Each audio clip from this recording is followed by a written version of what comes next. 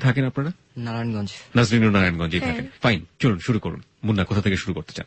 ছোটবেলা থেকেই প্রাথমিক বিদ্যালয়ের সর্বপ্রথম ঘটনা যদি বলতে যাই, সবসময় পড়াশোনা, খেলাধুলা, একটু দুষ্টামি নিয়ে থাকতাম, যেমন মানুষের গাছের ফল পাড়া, যেমন ঘুরে উড়াইতাম সবসময়, মানুষের শস্য ক্ষেত নষ্ট করতাম, বাসায় এসে বিচার দিত, পরবর্তীতে বাবা এবং মা দুজনের একজন শাসন করতো, মারতো। একদিন ঘুরে উড়াইতে গিয়া একজনের ক্ষেতের অনেক কিছু নষ্ট করে ফেলি, পরবর্তীতে দেখা গেছে বাবা অনেক চেতে যায়। চেতে যাওয়ার পরে আমাদের বাসার পাশে একটা ঝোপ ছিল, ওই ঝোপে আমি প্রায় সারা রাত্রই ফজরের আগ পর্যন্ত ওখানে আমি ছিলাম একা একা। একা একা। কত বছর বয়স তখন আপনার? 8 বছর বয়সে সারা রাত? জি। মানে ভূতের ভয়ের চাইতে যে বাবার ভয় কত বড় হতে পারে এবং কি, সেটা 8 বছরের একটা ছেলে বুঝে গিয়েছে। আমরা আসলে ওই যে ভূত দেখে মানুষকে ভয় দেখাই বা ভূতের কথা শুনে আমরা ভয় পেয়ে যাই, তার চেয়ে পরিবারের আপনজন, একেবারে জন্মদাতা পিতাও যে কখনো ভয়াবহ এবং রুদ্র মূর্তি ধারণ করতে পারে। দেখুন, ওকে, তারপর? ফজরের আগে আমার খুঁজে পেয়েছে, আমি ঝোপের মধ্যে বসে রয়েছি, ঝোপের সাথে একটা পুকুর, আমার বাবা, চাচারা, জ্যাঠারা সবাই পুকুরে ডুবাইতেছে, আমি দেখতেছি, সবাই লাইট নিয়ে খুঁজতেছে, কিন্তু আমার কেউ দেখতেছে না, মানে সবাই দেখতেছে। মানে মনে করেছে পুকুরে ডুবে গেছে বা কিছু, ভাবছে যে পুকুরে পড়ে গেছে, তখন আমি সাঁতার জানতাম। কেউ কান্নাকাটি করছিল না? আম্মা তো কান্নাকাটি করতেছে, আমরা তো পুরো শেষ। বড় বোন ওদিনকে মারছে অনেক, আমার আব্বা, তুই দেখলি না কেন, কই গেছে, হ্যান তেন অনেক। তারপর পেলো যখন আপনাকে? পরবর্তীতে ফজরের একটু আগে আমি যেই স্যারের কাছে পড়তাম, আমার ছাত্র জীবনের সর্বপ্রথম স্যার আসাদ ভাই আমার পাইছে, হঠাৎ দেখছে, উনি দেখে ডরাই গেছে গা, আমার কোলে নিছে, কোলে নেওয়ার পরে আমি তার একটা খামছে দিই, আমার কথা আমি বাসায় যাবো না, বাসায় গেলে মারি খামু। ঠিক আছে, এই কথাটা সবচেয়ে বেশি মনে পড়ার কারণ হলো এটাই, তার সাথে আমার প্রত্যেকদিনই দেখা হয়, প্রত্যেকদিন দেখা হইলে তার আমি গালের ওই খামচির দেখতে এখনো দেখতে পাই। আচ্ছা, তারপর বাবা কি বললো? পরবর্তীতে দেখি বাসায় গেলাম মতো দুধ, তারপরে সোনার উপর পানি দিয়া গোসল টোসল করা। ওকে, অ্যাকচুয়ালি আমার কোনো ভাই নেই তো, একাই, সেজন্য কি। তারপর কি বাবা বকাঝকা কমিয়ে দিয়েছিল নাকি? 2-3 দিন কিছুই বলে নাই। হ্যাঁ, তারপর 5 পরীক্ষা দেওয়ার পরে পাশ করলাম, রুল হলো 2। কিন্ডারগার্টেন স্কুলে পড়তাম, তো আমার ভর্তি করাবো গভর্নমেন্ট আইটি স্কুলে। তো আমার কথা হলো আমি ওখানে ভর্তি হবো না, ওখানে বয়েজ স্কুল, সব ছেলেরা, ছোটবেলা থেকে ছেলে মেয়েরা একসাথে ক্লাস করে আসছি, এটা অন্যরকম একটা মজা। আমার কথা আমি এখানে ভর্তি হবই না, মানে মেয়েরা নাই এই জন্য আপনি ভর্তি হবো না। এটা কোন ক্লাসে? ক্লাস 6-এ? ক্লাস 6-এ। ওকে। হ্যাঁ, আমি বাসায় এরকম একটা প্রিপারেশন, আমি সারাত্র জায়গায় পড়তাম, কিসের পড়তাম, বই না শুধু বসে থাকতাম। পরবর্তীতে ইন্টারভিউ যখন দিতে গেলাম, আমি খাতায় কিছুই লিখিনি, যাতে ভর্তি না হতে পারি। হ্যাঁ, পরে আর কি ওখানে ভর্তি করাইলো না। পরবর্তীতে 3টা স্কুল ঘুরে আমার চয়েস হলো গোদনালী উচ্চ বিদ্যালয়। কেন চয়েস হলো? পরিবেশটা ভালো।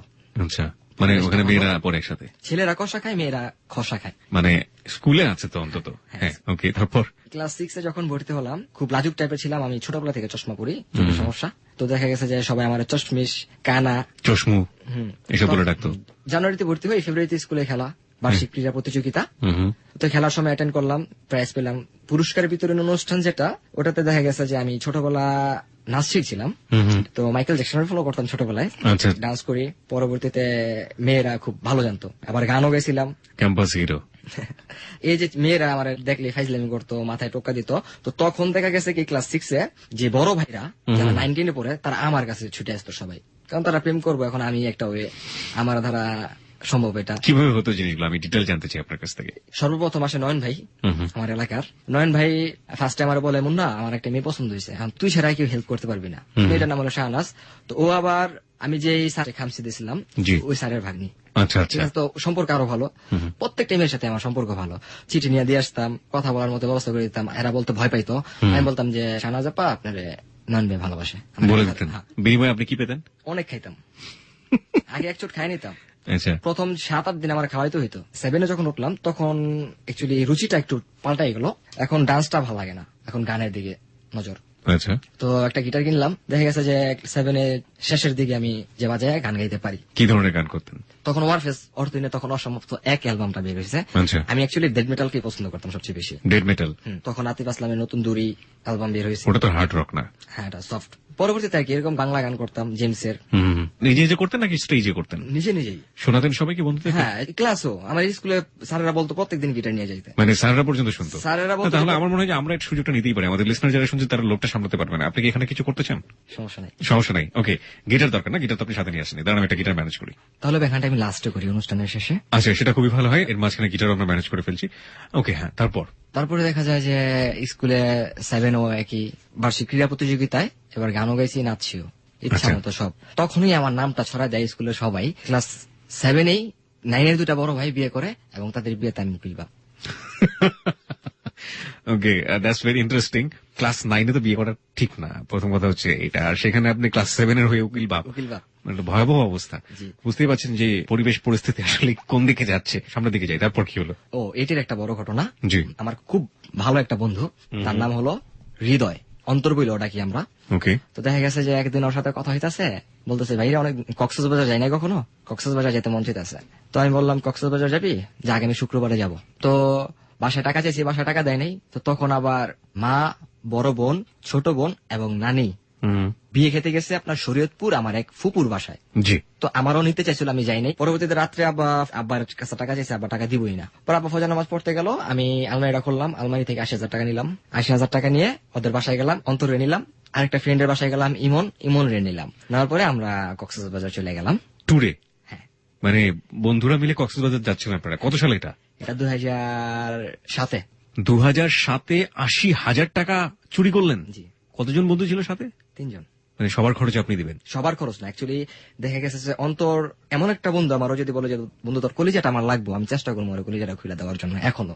ওকে, দ্যাটস কুল। তারপর? এখন কক্সবাজার যাবো কিভাবে, রাস্তা তো চিনি না। প্ল্যান করলাম কমলাপুর যাব, কমলাপুর থেকে চিটাগাং যাব, চিটাগাং থেকে কক্সবাজার যেতে পারবি। তখন আমার মোবাইল কিনছি যাত্রাবাড়ি থেকে। পরবর্তীতে কিছু চট্টগ্রামে গাড়ি ছাড়া হবে রাত 9টায়। ঘড়ির দিকে তাকালাম 10 মিনিট বাকি। ওখান থেকে গাড়িতে উঠা চট্টগ্রাম নামলাম ফজরের সময়। নামার পর ওখান থেকে গাড়িতে উঠলাম, দুপুরবেলা কক্সবাজার পৌঁছাইলাম আমরা 12টার দিকে। ওকে। রেস্ট নেওয়ার পরে এখন অন্তর যে ও মারাত্মক রকম ভয় পাইতেছে, কান্নাকাটি করতেছে ওরা 2টায়। এখন আমি বলতেছি তোরা থাক, আমি একটু মার্কেটে যাই, কিছু নিয়ে আসি। টাকা পয়সা তো সব ব্যাগেই, আমি মাত্র 7,000 টাকা নিয়ে গেছি মার্কেটে। পরবর্তীতে আইসা দেখি যে গররা নাই, জামা কাপড়ও নাই, ব্যাগটা কিছু নেই, ওরা আমার রাইখে চলে আইসা পড়ছে। ওকে। বড় ভাইটার ফোন দিলাম, আমি কি ভাই ওরা তো ভয় মনে হয় আমার রাইখা চলে আসা পড়ছে টাকা পয়সা নিয়ে। তুমি কই? আমি কক্সবাজার। এখন আমি সেন্ট মার্টিন যেতেছি, কিন্তু আসলে মিথ্যা কথা, আমি ওইখানেই। এই কথা যখন বলছি, ওই যে নয়ন ভাই যেটা বললাম ফার্স্টলি, ওই যে এক মেয়ের প্রপোজ করে, নয়ন ভাইয়ের ছোট ভাই এলো অন্তর। ওকে। পরে নয়ন ভাই, আমার দুই জেঠাতো ভাই, তারপর নিজাম ভাই, তারা সবাই চিটাগাং রোড আসে বসে পড়ছে। তো ওইখানে যতগুলা কক্সবাজার থেকে গাড়ি আসে প্রত্যেকটা গাড়ি চেক করে। পরবর্তীতে সকাল 7টা বাজে ওদের পাইছে। তো আমার কথা হলো ফয়সাল ভাই আমার বলতেছে তুমি আইসা পড়ো, কি তোমার কেউ কিছু কেবো না, তুমি কই আছো, আমি আইতেছি। এখন আমার চিন্তা হলো যে রাস্তাটা আমরা সবাই ধরে নিবো, অনেকে দেখবো, জিনিসটা কিরকম জানি লাগতেছে আমার কাছে। আমি ভাবলাম যে আমি ডাইরেক্টলি বাসা যাবো। আমি রাত্রে 10টায় গাড়িতে ওঠার পরে আইসা পৌঁছালাম আমি 8টার দিকে ফয়সাল ভাইয়ের বাসায়। কতক্ষণ পরে আমার বড় বোন আসলো, মুক্তাপা, পরে আর কি আমার নিয়ে আসলো একেবারে 2 নম্বর ঢাকেশ্বরী বাস স্ট্যান্ড থেকে একবারে চেয়ারম্যান অফিস পুল পর্যন্ত। মনে হইতেছে যে একটা বলিউডের হিরো আইলো, এত মানুষ জমতো না দেখার জন্য। পরবর্তীতে বাসা আসলাম, ওই যে আগের কাহিনী, সোনা রূপা পানি দিয়া। আগে সোনা রূপাতে আমার মনে হয় ভেজাল ছিল। ওকে, ধুলো। তারপর পরবর্তীতে আর কি আমি আমার জিদ হলো অন্তরের সাথে আমি কথা বলবো না। কেন আমাকে ফেলে চলে আসলো? কেন আমাকে ও কি টাকাগুলো নিয়ে চলে এসেছিল? হ্যাঁ, ওর চিন্তা ভাবনা হলো এটা, ওই ভয় পাইতেছে যদি একটা অঘটন ঘটে গেল। ওরা অনেক পিচ্ছি ছিল, ও 2 জন থেকে আমি বড়। আমার মারাত্মক রকম ভয়ও পাইতো অন্তরে। ঠিক আছে। ওকে। পরবর্তীতে আর কি ওরা এই ভয়ে আর কি আসা পড়ছে। অনেকদিন এলাকা থেকে বেরোই না। এই যে আমি গোদনাল উচ্চ বিদ্যালয়ে খারাপ হইলাম, স্কুলও জানাজানি হয়ে গেছে। এই ছেলেটা বাসা থেকে পালিয়ে যায় এবং টাকা চুরি করে। হ্যাঁ। ওকে। তখন থেকে ক্লাসে পড়াশোনা কমাই দিলাম, রেগুলারলি ক্লাস করতাম না। স্কুলে যেতাম, দেখা গেছে স্যার এসে ক্লাসে টিটকারি মারতো, তখন ফাইজলামি করে বলতো। কিন্তু তখন আমার কাছে এটা মাইন্ডে লাগতো যে এতগুলো স্টুডেন্টের মাঝে আমার এই কথাটা বলতেছে। ক্যাম্পাস হিরো রাতারাতি জিরো হয়ে গেল। ওকে, তারপর? পরবর্তীতে এভাবেই চললো, ক্লাস 10-এ উঠলাম। নদীর সাথে স্কুল, নদীর ওই পারে যেতাম ঘুরতে। তো যখন নদীর ওই পারে যাই, অনেকদিন যাওয়ার পরে একদিন বিকেল বেলা টিফিন আওয়ার পরে 3টার দিকে যেতেছি, তো একটা মেয়ের সাথে দেখা। তো মেয়েটা দেখে একটু ভালো লাগলো। পরবর্তীতে আবার দ্বিতীয় দিন যখন গেছি, একই জায়গায় দেখা, মানে ও স্কুল থেকে আসতেছে আর আমরা ঘুরে আসতেছি। ও লক্ষ্মীনারায়ণ স্কুলে পড়তো মেয়েটা। পরবর্তীতে আর কি ওই মেয়েটা হলো যে নাজনীন। ওই মেয়েটাই হলো নাজনীন। আচ্ছা, নাজনীনকে আপনি দেখতেন? ওকে, ফাইন। আমরা একটু সামনের দিকে যাই, তারপরে নাজনীনকে ফ্লোর দিব। অনেকদিন দেখা হওয়ার পরে আস্তে আস্তে ভালো লাগলো। তো আমি এরপর থেকে ওরই ফলো করতাম, খোঁজ খবর নিলাম যে এটা পরীক্ষা দিয়ে 9 উঠবে, আর আমি 9-এ পরীক্ষা দিয়ে 10-এ উঠবো। বার্ষিক পরীক্ষা দিলাম, বার্ষিক পরীক্ষাতে রেজাল্ট খারাপ হয়েছিল, রোল 5 হয়েছিল। পরবর্তীতে আমি স্কুল থেকে চলে আসবো। আগে কত ছিল আপনার রোল? আগে ছিল 2। 2 থেকে 5 হয়ে গেল। ওকে। পরবর্তীতে আমার কথা হলো যে আমি লক্ষ্মীনারায়ণ স্কুলে ভর্তি হব। এখন লক্ষ্মীনারায়ণ স্কুল তো 10-এ ভর্তি নিব না, আমার 9-এ ভর্তি হতে হবে। বাসায় একটা কস দেখালাম, আমার 2টা ফুয়াতো বোন, ওদের সাথে আমার সব সময় ঝগড়া লাগে, ওরা আবার এই স্কুলে ভর্তি হতেছে, আমি স্কুলে পড়বো না। এই কস দেখে আমি খুব জোর কইরা, অনেক জোর টোর কইরা, এরকম অনেক বাহানা দেয়া জোর কইরা ভর্তি হলাম লক্ষ্মীনারায়ণ কটন মিলস উচ্চ বিদ্যালয়, চৌধুরী বাড়ি এটা। ভর্তি হওয়ার পর ওর সাথে বন্ধুত্ব। কার সাথে? নাজদিনের সাথে। কিভাবে বন্ধুত্বটা হলো? নাজরিন, আমি একটু আপনার কাছে যাই, পরিচয়টা কিভাবে হলো একটু শুনি। ও তো বললো যে আপনার সাথে দেখা হলো, মানে আপনার সাথে ওর সাথে কথা বলার শুরুটা কিভাবে হলো? না, কথা হইতো না। যখন ওদিকে ঘুরতে যেত, তো আমার এক বোন ছিল, চাচা তো বোনই, নাম ফারিয়া। তো বলতেছে, দেখ দেখ, ওই আর কি চশমা পড়তো তো চাশমিশ বলতো, দেখ দেখ ওই চাশমিশ ছেলেটা না তোর দিকে তাকায় আছে। তো এরকম 2-3 দিন তাকায় থাকে। আমি স্কুল থেকে বাসায় যাই, তো আমি বলতেছি, যা মনে হয় তোর পছন্দ করে, তো আমার কিছু বলবো, সেই জন্য আমার দিকে তাকায় থাকে। ওকে। তো বলতেছে না, যা তোরে পছন্দ করে। কয়েকদিন যাই বাসায় আর কি, তখন ইন্টারভিউ দিব, কাগজপত্র নিয়ে যাই, আসি স্কুল থেকে। তো ইন্টারভিউর দিন আমি ইন্টারভিউ দিতেছি, ও আর আমি এক রুমেই পড়ছি। ওকে।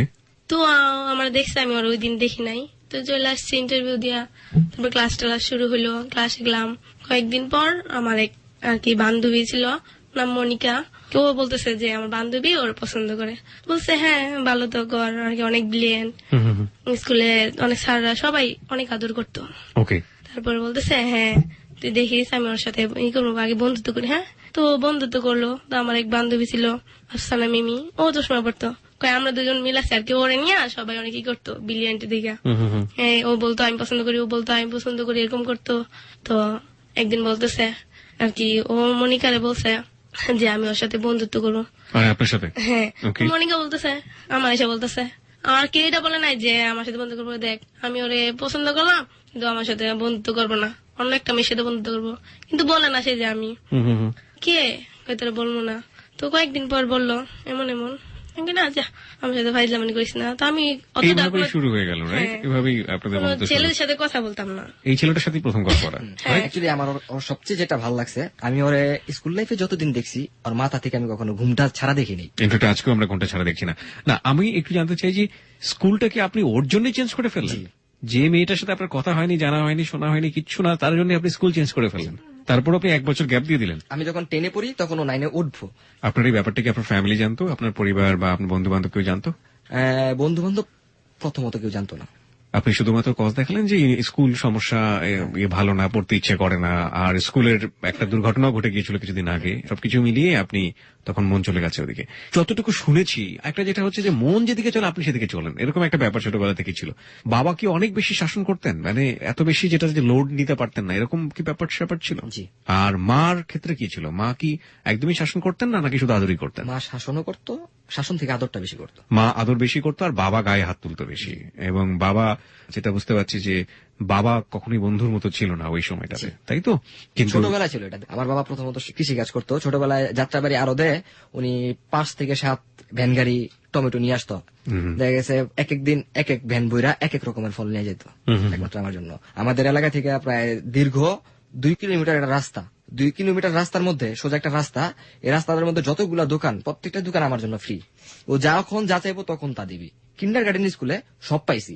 যখনই বড় হইলাম তখনই মনে করেন শাসনটা আস্তে আস্তে বাড়তে থাকে, এবং সে বাড়তে বাড়তে মানে একেবারে ইনফিনিটি হয়ে গিয়েছে, যেটা আপনি পছন্দ করতেন না ব্যক্তিগতভাবে। প্রিয় শ্রোতা, আমরা এই জায়গাটাতে ছোট্ট একটা বিরতি নিতে চাই। আমরা মোটামুটি দুজনের যে সম্পর্কের কেমিস্ট্রি, সেটা মোটামুটি আমরা আবিষ্কার করে ফেলেছি, কিন্তু সেই কেমিস্ট্রিটা আসলে কতটা বিক্রিয়া করেছে এবং কোন জায়গায় গিয়ে দাঁড়িয়ে আছে, সেটার বিস্ফোরণ কতটুকু, বা সেটা আদৌ সুন্দর কি অসুন্দর, বা মূল্যায়নের যে জায়গাটা আপনারা শোনার পরে করবেন, সেটার জন্য সময় একেবারেই হয়নি। আমরা বলতে পারি যে এটা ছোট্ট একটা বীজ রোপণ হলো মাত্র গল্পের শেষ পর্যন্ত শাখা প্রশাখা কিংবা গল্পের যে রেজাল্ট, সেটা কোথায় গিয়ে দাঁড়ায় সেটা তো সবসময় হ্যালো 8920 অচিন্তনীয়। কারণ আমাদের শ্রোতারা গল্পের মোড়ে অনুমান করেন গল্প এদিকে যাবে, কিন্তু গল্প আসলে ওদিকে যায় না। জীবনের গল্পের এই একটা অন্যরকম বৈশিষ্ট্য। আমরা প্রায় 90তম পর্বের কাছাকাছি চলে গিয়েছি। এই এতগুলো পর্ব করার পরে আমার অভিজ্ঞতা হচ্ছে এরকম যে অনুমান করার কোনো সুযোগ নেই। আমরা ছোট্ট একটা ওকে মুন্না, তারপর কি হলো? তারপর স্কুলে ভর্তি হলাম। একটা বছর ওর সাথে আমার খুব ভালো একটা বন্ধুত্ব হয়। বন্ধুত্বের অফারটা আপনি করলেন কিভাবে? ওই যে মনিকা, ওর বান্ধবী আমাকে প্রপোজ করলো বন্ধুত্বের। আমি বলছি ওর এই কথা, হ্যাঁ বন্ধুত্ব করা যাবে, কিন্তু বন্ধুত্ব থেকে বেশি কিছু কখনো ভাবার চেষ্টা করো না। মনিকাকে বললেন? হ্যাঁ। আচ্ছা। মনিকা, ওর সাথে আমি বন্ধুত্ব করবো। তো ও আবার ওকে এই কথা বলে। ওকে। দেখা গেছে যে তখন স্কুলটার মধ্যে একটা চকলেট বয় ছিলাম আমি। যেরকম আমি প্রত্যেকদিন স্কুলে ঢোকার আগে শেভ করে যেতাম। প্রত্যেকদিন স্কুলে। আপনি চকলেট বয় ছিলেন কিনা আমরা একটু ওর কাছ থেকে জানি। নাজনীন, ও যেটা বলছে সে নাকি চকলেট বয় ছিল। হ্যাঁ, স্কুলে সবাই আর অনেক পছন্দ করতো। এখন যেরকম আছে ওরকম না, আগে আর অনেক স্মার্ট ছিল, অনেকেই ছিল। সব মেয়ে ছেলে সবাই ওর বন্ধুত্ব হইতেছে, তো সবাই অনেক কি করতো। আচ্ছা, কি করতো? মানে ওকে পছন্দ করতো, হ্যাঁ, তাই তো? ওর সাথে বসে যেত, ওর সাথে চলতে যেত, যে জায়গায় যেত ওই জায়গায় যেতে যেত। আচ্ছা আচ্ছা, হুম। ঠিক আছে, আপনার চকলেট বয়ের প্রমাণটা আমরা পেলাম। ওকে, তারপর? পরে আর কি মনিকাকে বললাম, মনিকা ওরা রাজি করাইলো। ওরা বললো ও তেমন একটা দ্বিমত করে নাই, খুব ভালো একটা বন্ধুত্ব ছিল। আমি, মনিকা, আফসানা, মিমি, কয়েকদিন পর যুক্ত হলো কলি নামের একটা মাইয়া আমাদের বেস্টার মধ্যে। আরো 2টা ছেলে ছিল, রকি এবং অপু। দেখা গেছে যে আমি প্রত্যেকটা দিন ওরা টিফিনে সিঙ্গারা দিতাম, পুরি দিতাম, খাইতে চেত না। এই আমাদের নাজরিনকে? হ্যাঁ। আচ্ছা, জোর করে হাতের মধ্যে দিতে তারপরে নিতে আমি ক্লাসে ডিলে মেরা ফালায় নিতাম মাঝে মাঝে, আচ্ছা। যখন বেশি জোরাজুরি করতো। ওর আবার একটা অভ্যাস ছিল হাত কাটতো, তো হাত কাটতো যখন দেখতাম তো নিয়ে দিয়ে দিতাম বান্ধবীদের। হাত তো আমি কাটতো কখনো মানে? খাইতাম ঠিক না। বুঝলাম না, আপনি হাত কাটার ব্যাপারটা কিভাবে আসলো? ও আমার বন্ধু, আমি ওর একটা জিনিস দিতে চাইতে নেবো না কেন, রাগ কইরা। এটা তখন খুব কম ছিল। তখন আমি চিন্তা করলাম একটা বছর এখানে আমি মেয়েটার সাথে যদি রিলেশন করতে যাই ওকে, আমার অনেক প্রবলেম হবে। তো তখন আমি ক্লাসে খুঁজে বাইর করলাম লক্ষ্মীনারায়ণ স্কুলের মধ্যে কোন পোলাটারে সবচেয়ে বেশি মানুষ ডরায়। পরে ও শুভ বইল একটা ছেলের নাম বললো, তো আমি ওরা 2 দিনের মধ্যে আমার কবজায় নিয়ে আসলাম। খুব ভালো একটা বন্ধুত্ব করলাম। যখনই দেখলাম যে ফিট, আমি এই লক্ষ্মীনারায়ণটা ট্যাগেল দিতে পারবো, এদিকে আমার কোনো সমস্যা হইব না এই রিলেশনে। হ্যাঁ, এখন প্রপোজ করা যায়। কিন্তু ওই সময়টা আইসা পড়লো বার্ষিক পরীক্ষায়। বার্ষিক পরীক্ষা দেওয়ার পরে ও আবার চলে গেল ওর ফুপির বাসায়, না বইলেই। তখন আমি মোবাইল ইউজ করতাম না। ওকে, প্রত্যেকদিন বাসার সামনে যেতাম, দেখা হইতো না। মাথার মধ্যে টেনশন, কই গেল আসে বিষয়ে কোনো নিউজও জানতে পারতাছি না। মনিকারও খুঁজে পাইতাছি না, মনিকার বাসা আমি তখন চিনি না। দেখা হয় না, কথা হয় না, খুব খারাপ লাগে। সারাদিন নদীর ওই পার। পরবর্তীতে নদীর ওই পারের পোলাপানের গুলার একটা টার্গেটে পড়ে গেলাম আমি। এই ছেলেটা প্রতিদিন এখানে কেন আসে বুঝতে পারছি, ফলো করে আমারে। ওর ফুপির বাসা থেকে আসলো ফেব্রুয়ারির 1 তারিখ স্কুলে আসলো, জানুয়ারি মাসে স্কুলে আসে নাই। আমার মাথা নষ্ট। আমি তখনই আর কি সিগারেটটা খাওয়া শুরু করলাম রেগুলারলি।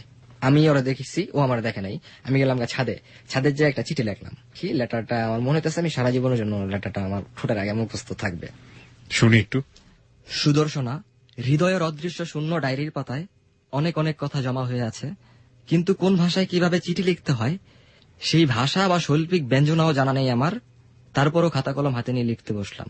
সত্যি জগতের সকল সুন্দরের চেয়ে অপরূপ সুন্দরী তুমি, তাই অন্য কোনো সৌন্দর্য আমাকে মুগ্ধ করে না। তুমি এমন একটি ফুল যাকে সবসময় ভালোবাসতে হয়, আর যার চোখে চোখ রেখে তাকিয়ে থাকা যায় সারাটি জীবন, কখনো চোখ ফিরিয়ে নেওয়া যায় না। তুমি সুন্দর যেমন সুন্দর শ্রাবণের আকাশ, তোমার কথা ভেবেই কাটে মোর অবকাশ। তুমি সুন্দর যেমন সুন্দর বসন্তের সকাল, দিবস বা বছর নয়, তোমায় ভালোবাসবো চিরকাল। I love you Nazneen, I want to you of my life for be happy, if I lose you so I kill me. Letter এতটুকুই। তারপর? লেটারটা 1 তারিখে দিলাম, দেওয়ার পরে আমি চলে গেলাম। মনিকারে বললাম, আর বলিস লেটারের অ্যান্সারটা আমার কালকে দিতে হবে, হাও যে কোনো উপায়। পরের দিন স্কুলে গেলাম, যাওয়ার পরে মনিকা আমার বলতেছে, ইশারা দিল যে না। আমার মাথা পুরা গরম। গেলাম ক্লাস থেকে বের হইয়া। পরবর্তীতে মনিকা আবার ডাক দিল, যে ভাববো তুই প্রথম ক্লাসটা কর, ওই ভাইবা চিন্তা প্রথম ক্লাসের পরে বলবো। প্রথম ক্লাস পরে টিফিনের পরে বলবো বলতেছে। আরো গেছে না যাচ্ছে এটা। পরে টিফিন দিল, টিফিনে বাইরে গেলাম পরে নিয়ে। বাইরে এখন আমি বলতেছি যে অ্যান্সার কি? হ্যাঁ। আমি কি হ্যাঁটা কি? পরে ও বলতেছে যে হ্যাঁ, আপনি যেটা বলছেন আমি রাজি। আমি কি রাজি? আমি তোমার কি বলছি? আপনি যেটা বলছেন আমি এটাতে রাজি। বুঝতেই পারছি যে শরম পাইতেছে। তো আমি ওর প্রথম দিনই 7 বার আই লাভ ইউ বলাইছি ইংলিশে, এবং 4 বার বলাইছি বাংলাতে আমি তোমাকে ভালোবাসি। প্রথম আর অন্য 2-1টা ল্যাঙ্গুয়েজ যদি আরো ভালো হতো, মানে অন্য হিন্দিতে হতে পারতো, চাইনিজে হতে পারতো, জানা ছিল না? অন্য কোনো ল্যাঙ্গুয়েজ, চাইনিজ বা হিন্দি, মারাঠি? হ্যাঁ, হিন্দি ছিল একটু একটু। একটু ওটা বলা নেই না? 7 বার ইংরেজিতে আর 4 বার হচ্ছে বাংলাতে। ওকে, তারপর? ছুটি দিল, স্কুল থেকে বের হয়ে গেটটা বের হইয়াই আমি ওরে বললাম, তুমি আমাকে কতটুকু ভালোবাসো? বলতেছে কেন? তুমি যে আমার ভালোবাসা আমি তো বিলিভ করি না। পরে উনি একটু বাড়ি মারলো যে কি করলে আপনি বিশ্বাস করবেন? আপনি করে বলে তখন আমারে। আমি বললাম এই যে হাতটা বাড়ালাম, পারলে এতগুলা মানুষ, বলে আমার হাতটা দিয়ে হাইটা দেখাও। পরে হাত বাড়াইলাম, হাত দেয় না। আমি হাত সরাই নিয়েছি, সরাই নেওয়ার 5 থেকে 10 সেকেন্ডের মধ্যে আবার হাত বাড়াইছে। পরে আমি আমার হাতটা দুইটা একবার নদীর ঘাট পর্যন্ত আগাই দিয়ে আসি। সব স্কুলের স্যার, স্কুলের যে ম্যানেজিং কমিটির সদস্য, স্কুলের যে ছাত্র ছাত্রী যা আছে, মহল্লার যে পোলাপাইন, সব আমার থেকে আকুরা চাই রয়েছে। ঠিক আছে। তারপরে আর কি এভাবেই প্রতিদিন চলতে থাকলো। পরবর্তীতে একদিন একটা ঝামেলা হলো, আমার সাথে ঝগড়া হলো।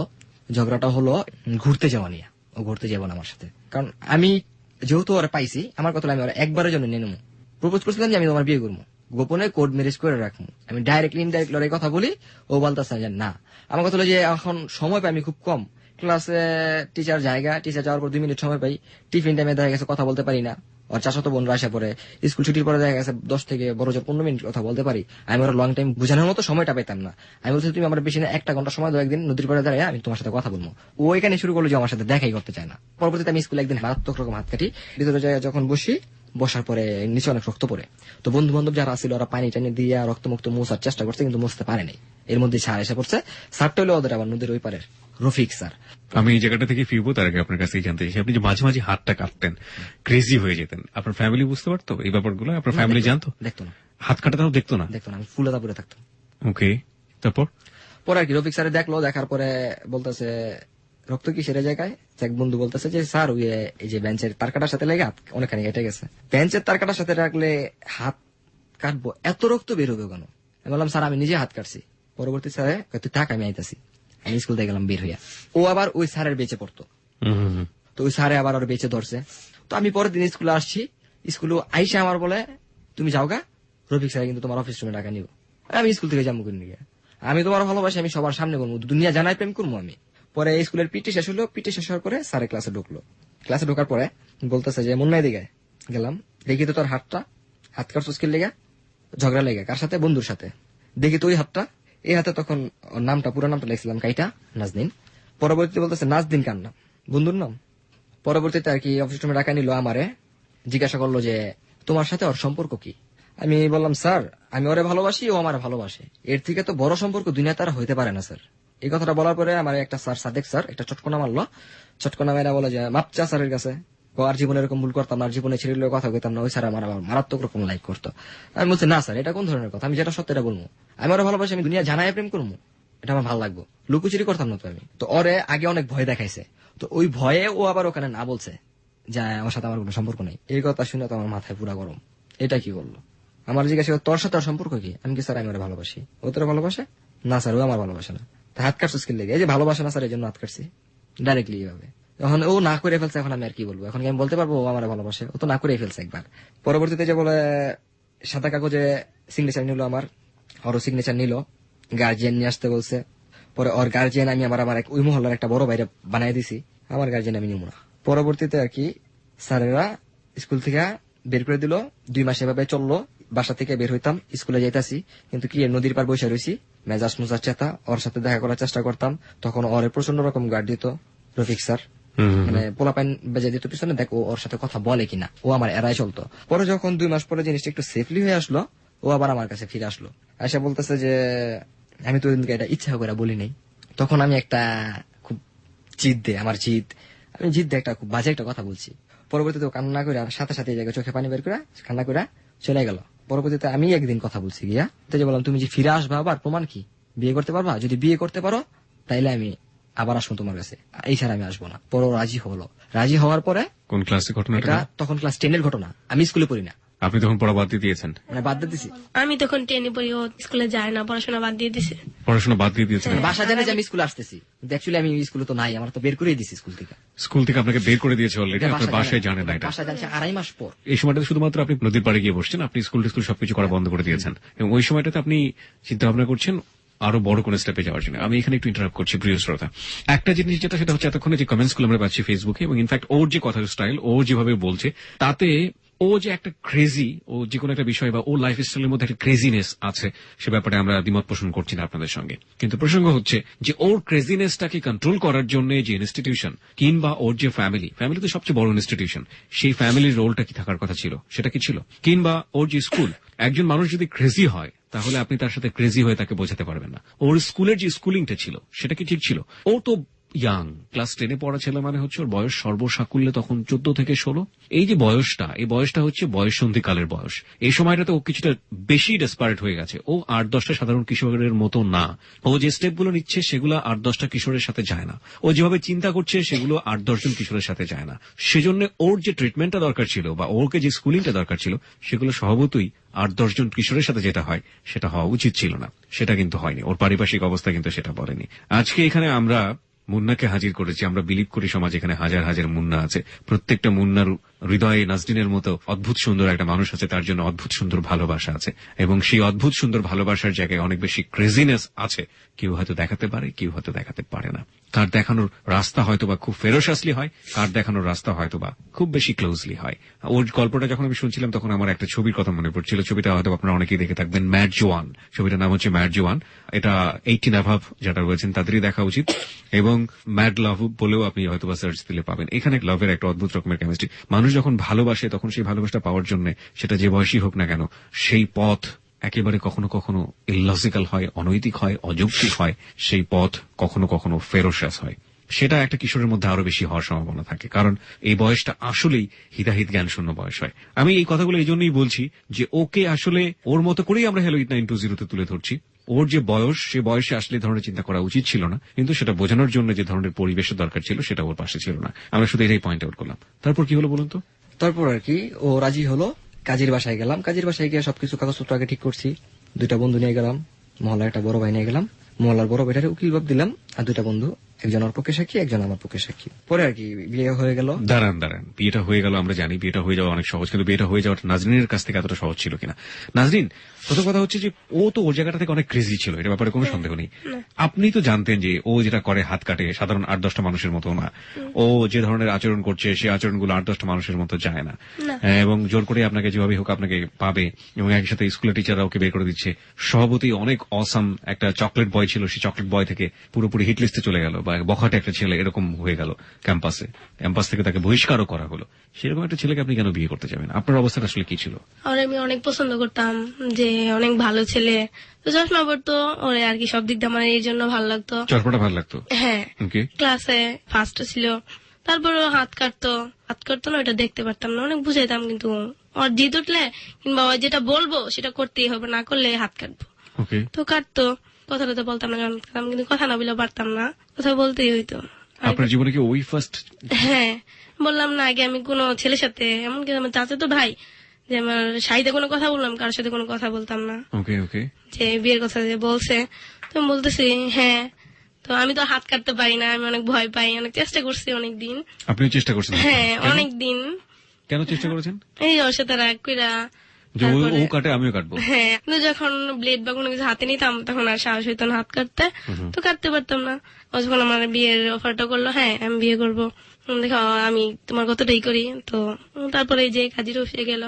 আমার ফ্যামিলির কথা মনে পড়েনি? আপনার ফ্যামিলি সম্পর্কে আমাদের না, তখন আমার ওই ছিল না যে আমার বাবা মা, আমার বোন, তারা কি ভাববে, আমার বাবা মার কি হবে, তার মান সম্মান কি, ওসব নিয়ে চিন্তা করতাম। কয় ভাই বোন ছিলেন আপনারা? হ্যাঁ, 2 বোন 1 ভাই। 2 বোন 1 ভাই আপনারা। আপনি হচ্ছেন মাঝারো, মানে বড়। মেঝো? হ্যাঁ, মেঝো। আপনার সবার ছোট হচ্ছে আপনার সবার ছোট। আপনার বাবা কি করেন? বাবা এই ওই জায়গায় একটা গার্মেন্টস চাকরি করে। গার্মেন্টসে কাজ করেন। না, জানছি এই কারণে যে ওকেও আপনার প্রচন্ড ভালো লাগতো, রাইট? এবং ও যতটা সাহস দেখালো, এই সাহসগুলোকে আপনি পছন্দ করতেন? ওই যে স্কুলের টিচারের সামনে যে বলতেছে বুক ফুলিয়ে যে ওকে আমি পছন্দ করি, তারপরে আপনাকে ধরে হারিয়ে। না, ওইটা পছন্দ করতাম না, তো বলতাম আর কি, আমি চাইছিলাম যে সবকিছু লুকায়া লুকায়া। যখন ওর সাথে আমার সম্পর্ক হয়, তোমার বান্ধবী এসে যে মনিকা আমাকে বলে, তোমার একটা কথা বলি, যে আমি ওর সাথে ওই বন্ধুত্ব করতে পারি কিংবা ওর সাথে প্রেম করতে পারি, কিন্তু আমার বাসায় যেতে না জানে। আমার আব্বু অনেক রাগে ছিল, তোমার আব্বু যেতে না জানতে পারে, বলে আচ্ছা ওই দিকটা আমি দেখুন। ও আমার একটু করলো, সাহস দিল, তো আমি বললাম আচ্ছা ঠিক আছে। তো বিয়ের দিনও বাসা থেকে আমার বইলা নিয়ে গেল, পড়ার কথা বইলা। আপনি নিজেও জানতেন আপনি বিয়ে করতে যাচ্ছেন? না, ওইটা জানতাম যে বলছে, তো বাসা থেকে কিভাবে বের হবো, তো আমাকে পড়ার কথা বইলা বাসা থেকে বের করে নিয়ে গেছে একটা বাসায়, যে বিয়ে করছি। আপনি যখন বিয়েটা সাইন করছেন আপনি বুঝতেন যে বিয়ে জিনিসটা আসলে কি, বা বিয়ে করলে কি হয়? ওই ফিলটা কি ছিল? বুঝতে পারতাম না যে সিগনেচার করলে বিয়ে হয়ে যায় নাকি, অতটা কোনো আইডিয়া ছিল না? না। না, বিয়ে বলতে আপনি কি বুঝতেন ওই সময়টাতে? বিয়ে বলতে বুঝতাম যে আর কি দুজনে একসাথে থাকতে পারবো, কিংবা দুজনের যে কেউ কখনো ঝামেলা করতে পারবে না। হ্যাঁ, কেউ কখনো ঝামেলা করতে পারবো না, কেউ বলতে পারবে না তোরা একসাথে কেন কথা বলতেছিস। This is the very important point, প্রিয় শ্রোতা। আমি এই জায়গাটাই বের করার চেষ্টা করতেছিলাম ওর কাছ থেকে। সেটা হচ্ছে বিয়ে বলতে যেটা ওরা বুঝতে পারছে সেটা হচ্ছে একটা সিকিউরিটি, সোশ্যাল একটা সিকিউরিটি। টানা হাঁচড়া করতে পারবে না কেউ ওদের কাছ থেকে, কেউ ওদেরকে বকা দিতে পারবে না, কেউ ওদেরকে বলতে পারবে না যে কেন তোমরা এই কাজটা করেছো, কিংবা কেউ ওদের সামনে ব্লেম করতে পারবে না হাত ধরে হাঁটাহাঁটি করলে তোমরা তো বিবাহিত না, কিংবা কেউ স্কুল থেকে সাসপেন্স করতে পারবে না। এই ব্যাপারগুলো মাথায় কাজ করতো, রাইট? হ্যাঁ, মাশাআল্লাহ, সাইন করে বলতে দিলেন, পারবেন না। সাইন করে ফেললেন চোখ বন্ধ করে আরামসে। ওকে, লেট ইট বি কন্টিনিউ, দেখা যাক কি হয় শেষ পর্যন্ত। আমরা ছোট্ট একটা বিরতি নিচ্ছি প্রিয় শ্রোতা, এবং আজকের এই গল্পটি হাজার হাজার বাংলাদেশের লাখ লাখ কিশোর কিশোরী আছেন, তাদের জন্য অনেক বড় একটা লেসন হবে আমরা বিলিভ করি। জীবনে ক্রেজিনেস এর কতটা প্রয়োজন আছে, জীবনে প্রত্যেকটা জিনিসেরই প্রয়োজন আছে। আপনি যদি বলেন একটু রাগ, একটু হিংসা, একটু ভালোবাসা, যদি বলেন একটু ধৈর্য, কিংবা সবকিছুরই ছোট ছোট ছোট ছোট করে সবকিছুরই প্রয়োজন আছে, এবং প্রত্যেকটা জিনিসের মধ্যে অদ্ভুত রকমের একটা ব্যালেন্সিং পাওয়ার থাকাটাও জরুরি। কোনোটা যদি বেশি হয়ে যায়, কোনোটা যদি কম হয়ে যায়, তাহলে না একটা ডিস্টরশন তৈরি হয়, একটা ডিসফাংশন তৈরি হয়। সেই ডিসফাংশনটা কিন্তু লাইফের জন্যই অনেক অনেক বেশি ক্ষতিকর। আমরা বলছি না যে ওরা কোনো খারাপ কাজ করেছে বা ভালো কাজ করেছে, তবে এই বয়সের বিয়েটা একেবারেই ইন জেনারেল সেন্সে আমরা মেনে নিতে পারি না। কিন্তু দ্য ট্রুথ অফ লাইফ, ওদের জীবনে যেটা ঘটেছে ইটস আ স্টোরি, এবং জীবনের সবচেয়ে চরম সত্য ঘটনা, এবং ওরা ঘটেছে যেভাবে হয়েছে সেভাবে আজকে এখানে উপস্থাপিত হচ্ছে। এই ঘটনার মধ্য দিয়ে যতটুকু ভালো আছে সেই ভালোটুকুকে আপনি আপনার জীবনে প্র্যাকটিস করবেন, যতটুকু মন্দ আছে সেটা আপনি আপনার জীবন থেকে পরিহার করবেন। তবেই আমরা বলতে পারি এই যে ক্লোজ আপ প্রেজেন্ট হ্যালো 8920 সফলতা। এবং এই যে কেমিস্ট্রি বা এই যে সম্পর্ক, সেই সম্পর্কের মধ্যে কোন জিনিসটা শেষ পর্যন্ত ভালো ছিল বা ভালো আছে, আর কতগুলো ভুল তো আপনারা বুঝতেই পেরেছেন এখন পর্যন্ত যে কতগুলো ভুল আমরা বের করতে পেরেছি। একটা হচ্ছে যে মুন্নার অনেক বেশি ক্রেজিনেস, একটা লেভেল থাকা উচিত ছিল এবং কোনো লেভেল মেনটেন করছে না। আর আরেকটা যেটা হচ্ছে যে নাজনীনেরও এক জায়গাটা থেকে পারিবারিক স্কুলিং, সেটা তো আছেই। বিয়েটা তারা করেই ফেললো, কিন্তু বিয়েটা ঠিক হয়ে যাচ্ছে, একজন সাইন করেছে, আরেকজন কি করলো না করলো সেটা আমরা জানবো। ওকে, মুন্না, যেখানটাতে আমরা ছিলাম যে বিয়ে করার যে প্ল্যানটা, এটা কি রাতারাতি চলে আসলো মাথার ভিতরে, নাকি হঠাৎ করে রেগে মেগে গিয়ে আপনি বিয়েটা করে না, ফেলেন? এটা আগে থেকেই আমার কথা হলো, আমি ওরা ভালোবাসি, ওরা আমার জীবনে পেতে হবে, এটা আমি এটাই জানি। কত বছরের প্রেম হলো সম্পর্কে? 1 বছর? এক বছর হয়নি তখন। তখন 1 বছর হয়? 1 বছর বন্ধুত্ব শেষ হয়েছে, মানে বন্ধুত্ব ছিল আমাদের 1 বছর, কিন্তু প্রেম ইদানিং মাত্র আপনার 3 থেকে 4 মাস। 3 থেকে 4 মাস এর মধ্যেই আপনি সিদ্ধান্ত নিয়ে ফেলেন ওকে আপনি বিয়ে করবেন। এর মাঝখানে আপনার যেটা ঘটে গিয়েছে সেটা হচ্ছে যে সিন ক্রিয়েট করার কারণে, রাগারাগি করার কারণে আপনি হাত কাটছেন, সেটার কারণে আপনাকে স্কুল থেকে বহিষ্কারও করা হয়েছে, এবং আপনার ফ্যামিলিতে ব্যাপারটা কেউ জানাতেনি হয়নি তখন পর্যন্ত। আপনার ফ্রেন্ড, যাকে আপনি বলছিলেন যে আমার হার্ট, কলিজা, অন্তর, বা ওরা যারা আছে, তারা কি এগুলো জানতো? হ্যাঁ জানতো, অন্তর জানতো, রাব্বি জানতো, হাসান জানতো। তারা কি বলতো আপনাকে? ওরা যথেষ্ট পরিমাণ আমার হেল্প করছে, সাপোর্ট দিয়েছে? সাপোর্ট দিছে, যে বিয়ে করে ফেল। বলছে যে ভাই বিয়েটা কর, এখন না, আরো কয়েকদিন পরে কর। মানে তারা আপনাকে ইসলামের সাজেশনটা দিত? হ্যাঁ। আচ্ছা, এই যে বিয়েটা আপনি করার চিন্তা ভাবনাটা করলেন, এটা আপনি কেন করলেন? বাই চান্সলি যদি কোনো কারণে আমি হারাই ফেলাই। এই কারণেই আপনি ওকে বিয়েটা করে ফেললেন। মানে ওর জায়গাটা থেকেও এক ধরনের অনিশ্চয়তা ছিল, তার মানে যে ওকে আপনি পাবেন কি পাবেন না, সেটা ওর জায়গাটা থেকে একটা অনিশ্চয়তা ছিল, ওর ফ্যামিলির কারণে হোক বা মাঝখানে যে ঘটনাটা ঘটলো, স্কুলের টিচাররা যে আচরণগুলো করছে, সবকিছু মিলিয়ে আপনি একটা অনিশ্চয়তার মধ্যে ছিলেন। জি। ঠিক আছে, তো আপনারা কাজী অফিসে গিয়ে কিভাবে জিনিসটা ম্যানেজ করলেন? কাজী অফিসে না, কাজী আমাদের মহল্লার, পাশের মহল্লার, তো উনি একটা মসজিদের ইমাম, তো দেখা গেছে যে তার সাথে আমাদের একটু সম্পর্ক ভালো। ওকে, ঠিক আছে, তো আমি বলছি, তার সাথে শেয়ার করছি, তিনি বলছে হ্যাঁ সমস্যা নেই, ব্যবস্থা করা যাইবো, কিন্তু খরচটা একটু বেশি পড়বো। ঠিক আছে, উনি কি বললো খরচটা একটু বেশি পড়বে? ছেলে মেয়ে কেউ কোর্টে উপস্থিত নাই, আমি কোর্ট ম্যারেজটা কিভাবে করাবো, খরচটা একটু বেশি পড়বে, উকিল একটু বেশি টাকা দিতে হইব। তো আমার ওই জায়গায় টোটালি খরচ দিয়েছিল 5,500 টাকা। উনি কি ম্যানেজ করেছিলেন নাকি উনি বিয়েটা পড়িয়েছিলেন? উনি বিয়েটা পড়াইছে, উনি কাজী, উনি কাজী, উনি বিয়েটা উনি পড়িয়েছেন? বিয়েটা পড়াইছেন এবং উনি কোর্টে রেজিস্ট্রি করেছেন উকিল দিয়া। কি কি করলো উনি? সার্টিফিকেট গুলো উনি ম্যানেজ করেছে? না, আমরা জন্ম নিবন্ধন পত্র আমার ম্যানেজ করতে হয়েছে। জন্ম নিবন্ধনটা আপনি কিভাবে ম্যানেজ করলেন? জন্ম নিবন্ধন পত্র পৌরসভায় আমার লোক ছিল। আচ্ছা, ওইখানে গিয়ে আপনি বয়স বাড়িয়ে দিয়ে নিজের মতো করে একটা সাইন করে নিয়েছেন? জি। ওরও ম্যানেজ করলেন, আপনারা ম্যানেজ করলেন? ওরও ম্যানেজ করছি, নদীর ব্যাপার বন্দর পৌরসভায় গিয়া। আপনার পক্ষে সাক্ষী দিল কে? আমার পক্ষে সাক্ষী দিছিল রাব্বি, মানে আপনার ফ্রেন্ড? জি। আচ্ছা, আর ওর পক্ষে? হাসান, মানে আপনারই ফ্রেন্ড? জি। আচ্ছা, নাজনীন, আপনার ফ্যামিলিতে বা আপনার ফ্রেন্ড সার্কেলে কেউ জানতো এই ব্যাপারটা যে আপনি ওকে বিয়ে করতে না। যাচ্ছেন? এখন আপনি নিজেও জানতেন না? না, তো আমার বলছিল একদিন যে তুমি আমার কতটাই করো, আমরা বিয়ে করি। তো আমার বান্ধবী যখন এসে নিয়ে গেল আমারে, তখন জানতে পারছি।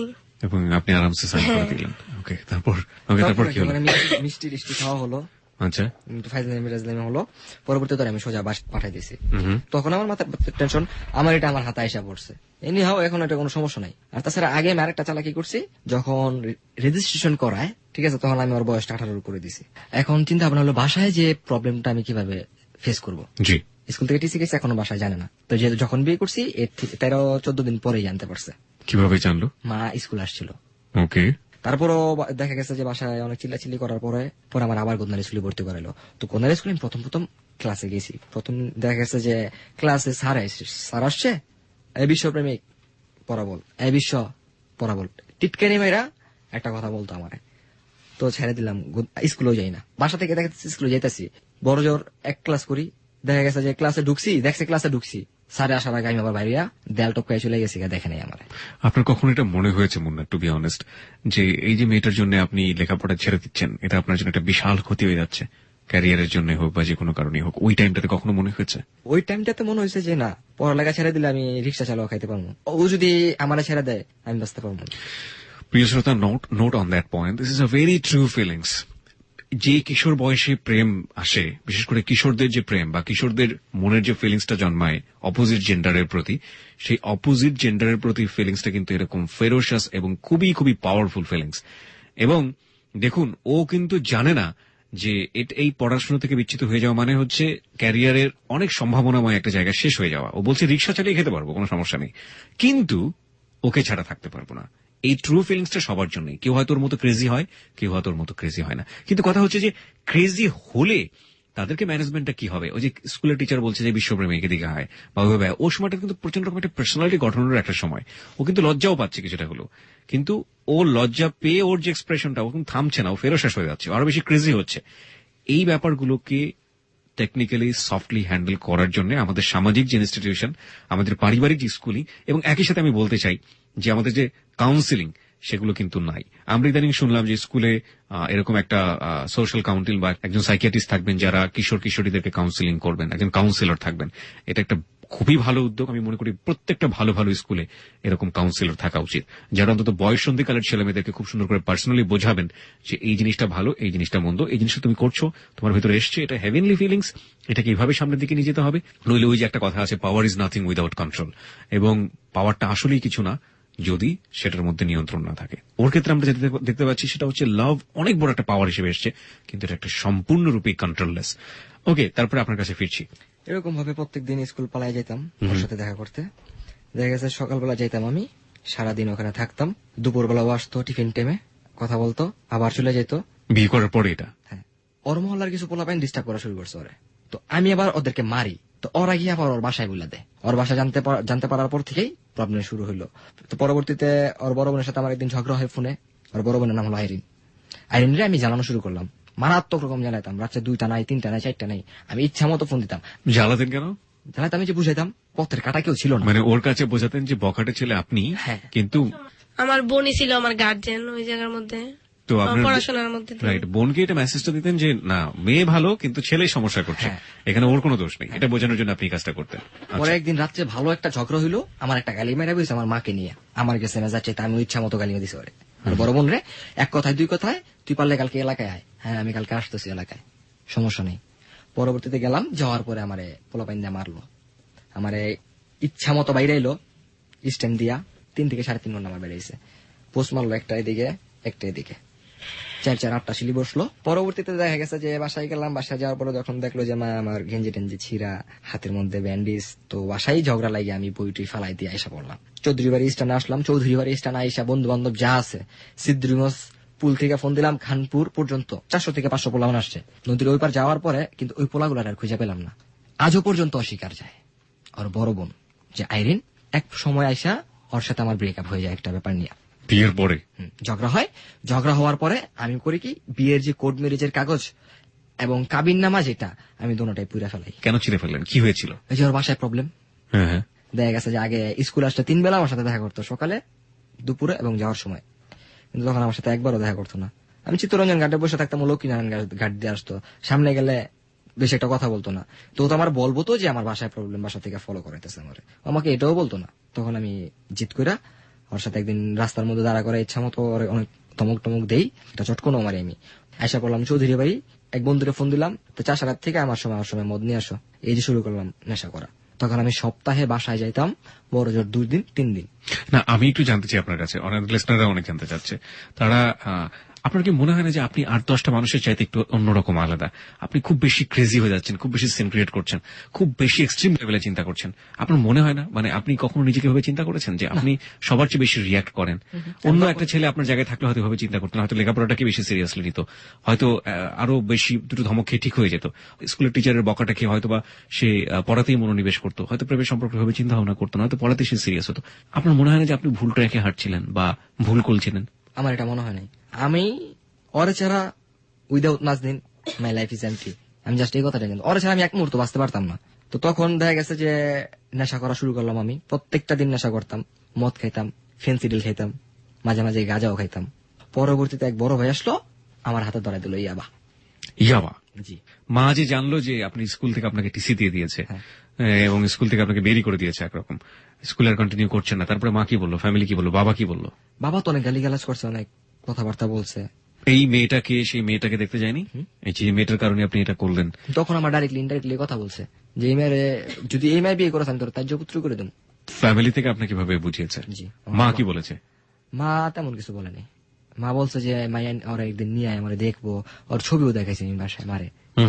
এমনকি আমার ছোট বোনের জন্মদিনের ভিতরে আমার বলছিল তোর আব্বা তো পাশে থাকবো না, ওরা নিয়ে আয়। ওকে, আপনাকে এই জায়গাটায় যদি আমি বলি নাজনীনকে আলাদা করে রেখে, আপনার দুনিয়াতে সবচেয়ে কাছের মানুষ, কমফোর্টের মানুষ যদি বেছে নিতে বলি, আপনি কাকে বেছে নেবেন? আছে এরকম কেউ সবচাইতে বেস্ট কে এর মধ্যে? মা। আমি এই প্রশ্নের উত্তরটার জন্য অপেক্ষা করছিলাম, প্রিয় শ্রোতা। দেখুন ওর মা কি করছে ওর জন্য, এবং ওর মা হচ্ছে ওর ক্ষেত্রে বেস্ট, কারণ ওর মা ওকে শাসন করে একটু ডিফারেন্ট ওয়েতে। ও কিন্তু ক্রেজি, কিন্তু ওর মা কিন্তু ওর জন্য ক্রেজি না। এবং এই মাই পারে কেবলমাত্র এই সন্তানটাকে ও যেভাবে চলছে সে জায়গাটা থেকে ফিরিয়ে আনতে।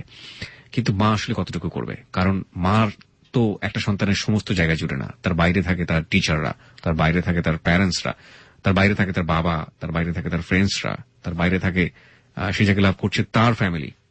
তারা কি আসলে সঠিক অ্যাটিটিউড পালন করছে? ও তো ঠিক নেই ওর জায়গাটাতে, আমরা বারবারই বলছি। কিন্তু ওর সারাউন্ডিং, ওর মা বাদে কেউ কি অ্যাকুরেট দায়িত্বটা পালন করছে? ওকে, তারপর কি হলো? তো নদীর পাড় থেকে আমি আসতেছি, স্কুলের ছুটি শেষ, সব স্টুডেন্ট গেছে গা। এইভাবে আমি আস্তে আস্তে সিগারেট খেতে খেতে হেঁটে যাইতেছি। সিগারেটটা ফালাইছি, ফালানোর ঠিক 30 সেকেন্ড পরে একটা মোচড় ঘুরতে হবে আমার। মোচড়টা ঘুরছি, একেবারে মুখোমুখি পড়ছি। আমিও দাঁড়াই গেছি, ও দাঁড়াই গেছে। দাঁড়ানোর পরে দুজন আবার একই সাথে হাঁটা শুরু করছি। ক্রস করার পরে আমি 2 কদম দেওয়ার পরে আমার স্পষ্ট গেল, আমি 2টা কদম দেওয়ার পরে পিছনে তাকাইছি। পিছনে তাকাই দেখে ও ঘুরে দাঁড়ায় রয়েছে। ওই ঘুরে দাঁড়ায় রয়েছে মতো আমিও ঘুরলাম। ঘুরে দাঁড়াইতে দেরি, ও এই রাস্তাটার মধ্যে ময়মুরব্বী অনেক, এমনকি স্কুলের যে সভাপতি জালাল সাহেব, তার সামনে আমাকে জড়ায় ধরছে। দীর্ঘ অনেকদিন পর ব্রেকআপ হওয়ার পরে এই ফার্স্টই দেখা, এবং এই জড়া ধরলো। আমি তো পুরো হতভম্ব, কি করব এখন? ওই যে জালাল, উনি আমার দিকে তাকায় রয়েছে। আমার কথা হলো আমি এখন ওরা সাইড করে নিয়ে যাই। আমি নগদ ওরা ঘাটে নিয়ে দিলাম, ঘাটে নিয়ে নৌকা তুলে দিলাম, যাওগা। এদিক দেখতেছে, আমি দেখতেছি। এর মধ্যে ওর আর আমার ব্রেকআপ হয়েছে যে প্রায় 6-7 মাস আমাদের দেখা হয় নাই, কোনো কথা হয় নাই। তো আমি আর কি অনেক চেষ্টা করতাম, মনে মনে অনেক খুঁজতাম। যে ও একটা কথা বলছিল যে তোমার চেহারা দেখলে আমার মুখে চাপ আসে। তো এই কথাটা নিয়ে তারপর ওর সাথে রাগ করছিলাম যে আর তো কথা বলি নাই। তারপরে এই 6-7 মাস ওরা আমি অনেক খুঁজতাম, বললাম ইয়ে যেতাম, ওই যে স্কুলে পড়তো, তো স্কুলে যেতাম, পড়া ফাঁকি দিয়ে পড়তে 2 বেলার জায়গায় 1 বেলা যেতাম, আর 1 বেলা দেয়া অনেক খুঁজতাম মনে মনে। তো একবার ও একটা নাম্বার দিয়ে ফোন দিছিল, বলছিল যে এটা ওর বোনের নাম্বার।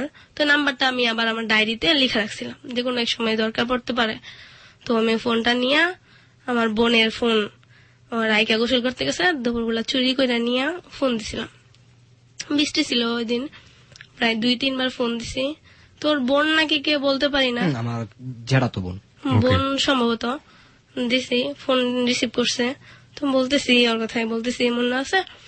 বলতেছে হ্যাঁ তুমি কে, তোমাদের বাসা কই? বললাম যে এপার, যে এটা বলিনি কারণ জানে। তো বলতেছে যে হ্যাঁ চর্দি বাড়ি। কোন নদী এটা বলেন তো? শীতলক্ষা নদী। শীতলক্ষা নদীর এপার ওপার, নারায়ণগঞ্জের শীতলক্ষা। আচ্ছা, হ্যাঁ। তুমি কে, তোমার নাম কি? তো আমি বললাম যে আমার বাসা চৌধুরী বাড়ি, আমি আমার নাম আর কি, আমার বান্ধবীর নাম বলছি যে আমার নাম মিমি। তো বলতেছে হ্যাঁ, ও তো পড়তে গেছে না দিনকে একটা বলছে 10টা বাজে ফোন দিও। তো আমি দিছি, তখন সকাল 8টার দিকে ফোন দিছিলাম। ফোন দিছে, তো বলছে তুমি বারবার ফোন দাও কেন, তুমি ফোন দিবে না? আর তুমি কে? আমি বলছি তুমি আর ফোন দিবে না। হ্যাঁ তোমার নাম মিমি নাকি? আমি জানি। তো বলে ফোন রাখছে যে। তো অনেক দীর্ঘ 6-7 মাস পর ওই দিনই ওরে দেখছি। দেখার পরে আপনার ফিলিংসটা কি ছিল? আমি তো শুনলাম যে জড়িয়ে ধরছেন, সাধারণত এতটা তো সাহস আমি হওয়ার দেখা কথা। ও চলে যেতেছে, আমি দেখছি ওর হাতে সিগারেট ছিল। আমি ওই জিনিসটা পছন্দ করতাম না।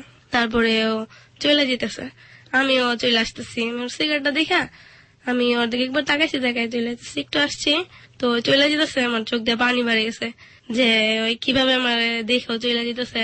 তারপরে ও দেখা যে আমি গুইরা দাঁড়ায় আছি, তো আসছে, ও আসছে মতোই আমি নিজের কন্ট্রোল করতে পারি নাই। চোখের পানি ছেড়ে দিছে, আর আমি জড়ায় ধরছি। আশেপাশে কি আছে না আছে ওটা খেয়াল ছিল না, তারপরও আমার আগাই দিছে, আচ্ছা, চলে গেছে। Okay. The thing is that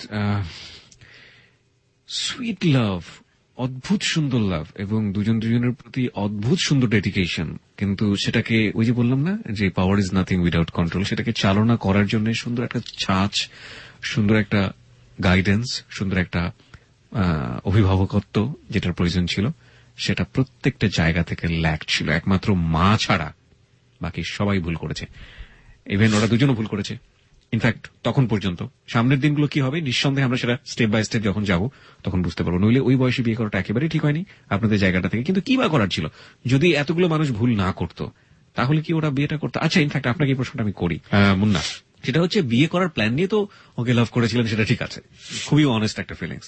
কিন্তু যদি আপনাকে স্কুল থেকে বহিষ্কার না করতো, যদি আপনাকে আপনি বাবা মার কাছে এতটা থ্রেটেন না থাকতেন, ভয়াবহ এরকম একটা পরিস্থিতির মধ্যে না থাকতেন, জানালে ওকে পাবেন না, যদি এই ভয়টা না থাকতো যে ওর ফ্যামিলিতে যদি জেনে যায় তাহলে ওকে যে কোনো ভাবে হোক আপনাকে আপনার কাছ থেকে একেবারে চিরদিনের জন্য আলাদা করে ফেলবে, এই ভয়টা যদি না থাকতো তাহলে কি আপনারা এত দ্রুত বিয়ে করতেন? না। Okay, fine.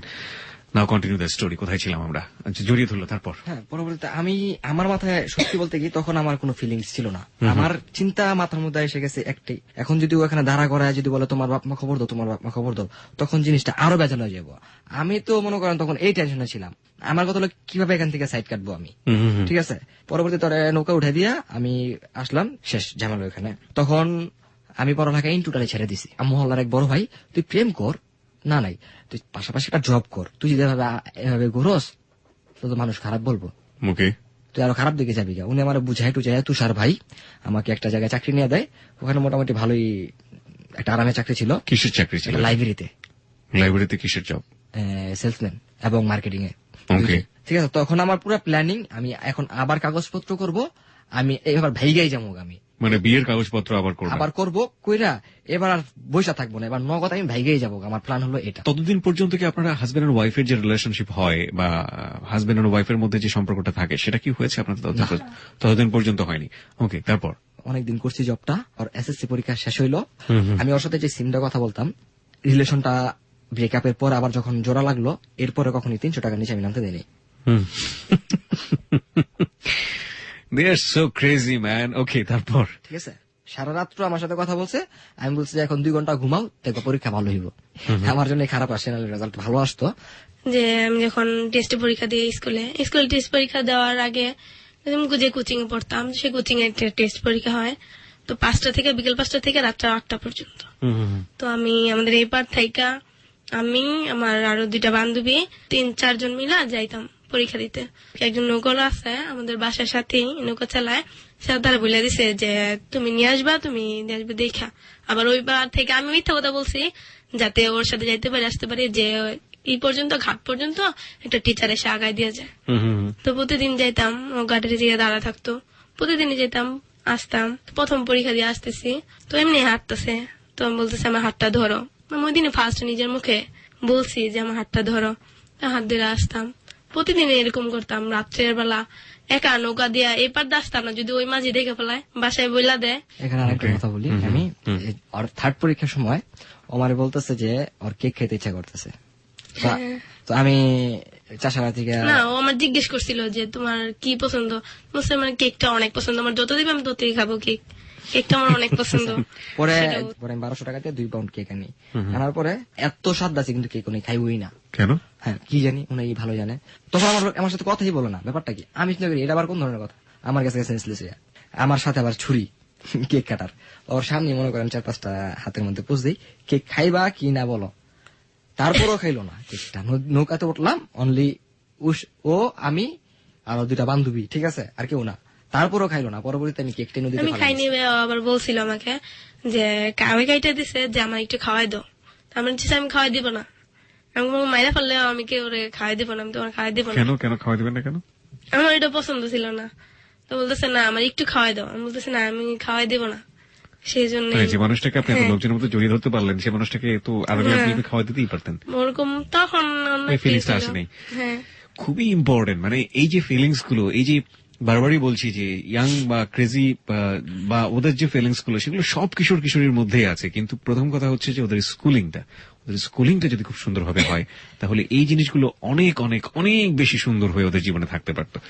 ইনফ্যাক্ট ওদের জীবনে সুন্দরও, কিন্তু আমরা আমাদের জায়গা থেকে যারা একটু পরিণত বয়স্ক আছি, ইনফ্যাক্ট যারা 40 ঊর্ধ্ব আছেন বা 30 ঊর্ধ্ব আছেন, তারা তাদের কিশোর বয়সটাকে একটু মনে করার চেষ্টা করুন, তাহলেই বুঝতে পারবেন। হয়তো আপনি বাবার কাছ থেকে ধমক খেয়ে বা পড়াশোনার চাপে মেয়েটার মুখ ভুলে গিয়েছেন, কিন্তু এই ছেলেটার ক্ষেত্রে এরকম হয়নি, এই মেয়েটার ক্ষেত্রে এরকম হয়নি। তারা কিন্তু অনেক ক্রেজি, কিন্তু এই জায়গাটার মধ্যে অনেক ভয়াবহ কিছু হয়ে যেতে পারতো। সেটা শেষ পর্যন্ত হয়েছে কিনা সেই জায়গাটাই আমরা যাচ্ছি। তারপরে কি হলো? তারপর আর কি, এই যে দুদিন রাগ, কথাবার্তা কম হইতো, মানে চুপচাপ। আমি জাস্ট বডিগার্ড ওরে দিয়ে আসতাম 2 দিন কথা বলে নেই। 3 দিন পরে আমি আর হাই দিয়ে বলতেছি যে নৌকাতে বসছে, আমি বলতেছি আমার পাশে এসে বসো, ও আসবো না। আমি করছি কি, অনেকবার বলছি যে আসো, ও আসবো না। আমার কোনো সিগন্যালও দিতেছে না যে নৌকাটা এই মাঝিটা পরিচিত, ঠিক আছে। আর কি তারপর ওই যে আমি বললাম যে না আমি খাওয়া দিতে পারবো না, তো তারপরে কি করলো, না আমার খাওয়াই দাও নাহলে আমি এটা ফালাই দিব। বলছে না আমি তোমার খাওয়া দিতে পারবো না। তো আমি ভয় ছিলাম, মাঝিটা আমার পরিচিত, আবার আমার ভয় লাগতেছে, আমি পারবো না খাওয়া দিতে। তো কেকটা নিয়ে ফালাই দিছে নদীতে। তারপরে ও বলতেছে আমার পাশে এসে বসো। আমি বলতেছি না আমি বসতে পারবো না, কারণ আমি বলতেও পারতেছি না যে মাঝিটা আমার পরিচিত, আমার ভয় লাগতেছে। আমি এক সাইডে কিনারে বসে আছি। ওদিনকে আমি বলতেছে আবার না। জিন্সের প্যান্ট পরছিলাম, অনেক মোটা একটা প্যান্ট, এবং খুব মোটা একটা গেঞ্জি পরছিলাম। জিত করে করছে কি, মোবাইল টোবাইল রাইখা আমি দিছিলাম নদীতে। এখন তো আমি তো আর সাঁতরাইতে পারতাছি না, আপনি সাঁতার জানেন না? 30 সেকেন্ডের বেশি আমি সাঁতরাইতে পারি না, কখনোই না। কেন পারেন না? আমি সাঁতার তো তত একটা কাটি নাই, ওকে, আচ্ছা। ঠিক আছে। পরবর্তীতে আর কি, আমি তো চিল্লাইতেছি, এখন তো মাঝিতে মনে করতে আমি ভাইদারিং করতেছি। পরবর্তীতে মাঝি নৌকা ঘুরে আমার আবার না, তুলছে। আমার অনেক খারাপ লাগতেছে। তারপর আমি বলতেছি যে আমার আর কি কাকা বলি, কাকা ওরে নিয়ে আসেন, হয়তো সাঁতার জানে না। কয়ে তুমি কি জানো সাঁতার জানা নাই, ফাইজলামনি করে, এই বুঝবা না, এর এগুলো এমনই, এসব ছেলেরা এমনই থাকে। তখন বলতেছি না কাকা ও সাঁতার জানে না, আমি জানি, ও বলছিল একদিন সাঁতার জানে না। বলে তুই কেন জানিস, তুই কেমনে বলছিস? এগুলো বইলা টুইলা তারপর যে উঠাই নিয়ে আসছে।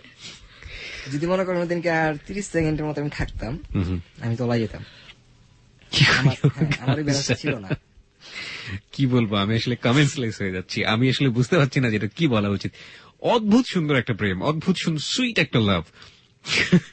কিন্তু আমার জায়গাটা থেকে বা আপনাদের জায়গা থেকে, জাজমেন্টের জায়গাটা থেকে যদি আপনারা জাজমেন্ট করেন ভালো মন্দের বিচারে, তাহলেই কিন্তু সমস্যাটা হয়ে যাচ্ছে। কিন্তু ওদের দুজনের প্রতি যে সুইটনেসটা, বিশেষ করে আমি তো বলুন নাজরিন দেখতে অনেক সুইট, কিন্তু ও আবার মানে মুন্না দেখতে আবার একটু কিছুটা টাইপ একটু ফেরোসাস লুক আছে ওদের মধ্যে, কিন্তু মানে অদ্ভুত একটা কম্বিনেশন। ওরা চাচ্ছে কেউ একজন কেক খাইয়ে দিক, কিন্তু ও চাচ্ছে না যে নৌকার মাঝিকে আড়াল আপাল করার, কিন্তু শেষ পর্যন্ত নৌকার মাঝি বুঝেই গেল। কারণ একটা ছেলে সাঁতার জানে না, সেটা যদি মেয়েটার ডিটেল জানে তাহলে তাদের মধ্যে একটা সম্পর্ক রয়েছে, খুব স্বাভাবিক। শেষ পর্যন্ত সেটা অজানা থাকলো না। যাই হোক, আমরা আরো জানতে চাই ওদের জীবনের যে গল্পগুলো রয়েছে, সেগুলো উঠে আসবে হ্যালো 8920-তে। আমরা 4 মিনিটে, এবং আমাদের সঙ্গে রয়েছে মুন্না এবং নাজনীন তাদের জীবনের গল্প নিয়ে।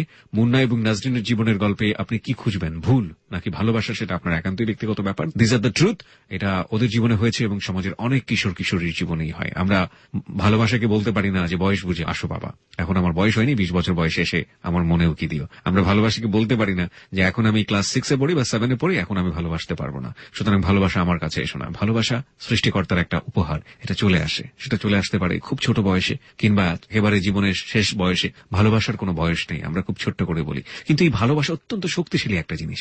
এই শক্তিশালী জিনিসটাকে যদি খুব শক্তিশালী ভাবে, খুব সুন্দর করে পরিচালনা না করা যায়, খুব সুন্দরভাবে সেটাকে যদি পরিচর্যা না করা যায়, তাহলে এই শক্তিটা জীবনের সমস্ত সৌন্দর্যকে নষ্ট করে দিতে পারে। সেটা তো বারবার সত্য, হাজারবার সত্য, লাখবার সত্য, কোটিবার সত্য। কিন্তু এদের জীবনে কতটুকু সেটা সত্যি হয়েছে, নাকি এদের জীবনটা শত রিস্কের মধ্যে দিয়ে গেলেও শেষ পর্যন্ত একটা ভালো জায়গাতে রয়েছে, সেটা আমরা জানবো পুরো গল্প জুড়েই। তবে তার আগে বলে নেই, আপনি যদি চলে আসতে চান এদেরকে দেখার জন্য ফেসবুকে, আপনি চলে আসতে পারেন। আমাদের ফেসবুকের ঠিকানা facebook.com/hello8920।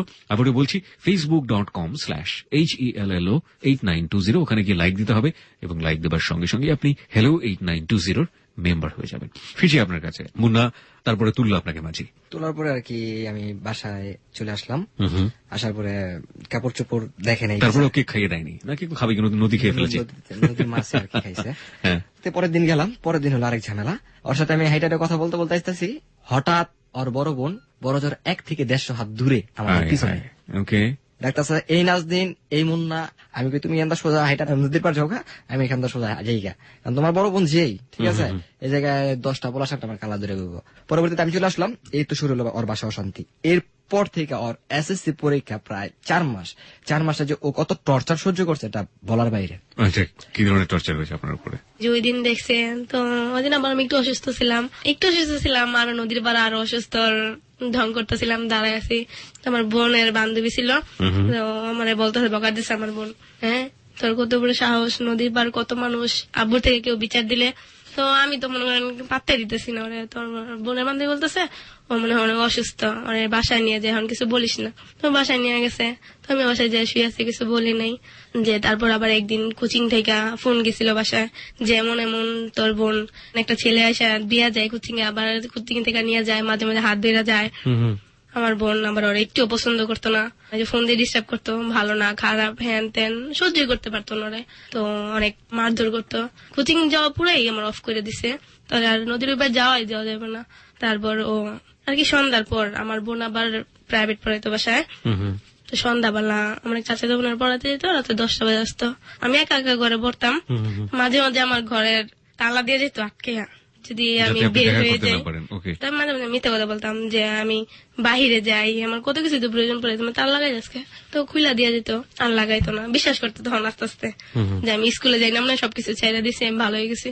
তারপর কোনো মতে আর কি ওর সাথে দেখা হইতেছে না, ও একটা আমার ফোন কিনা দিছিল, তো এই ফোন দিয়ে লুকাই লুকাই কথা হইতো, এখন আসতেই পারতেছে না, দেখাই করতে পারি না।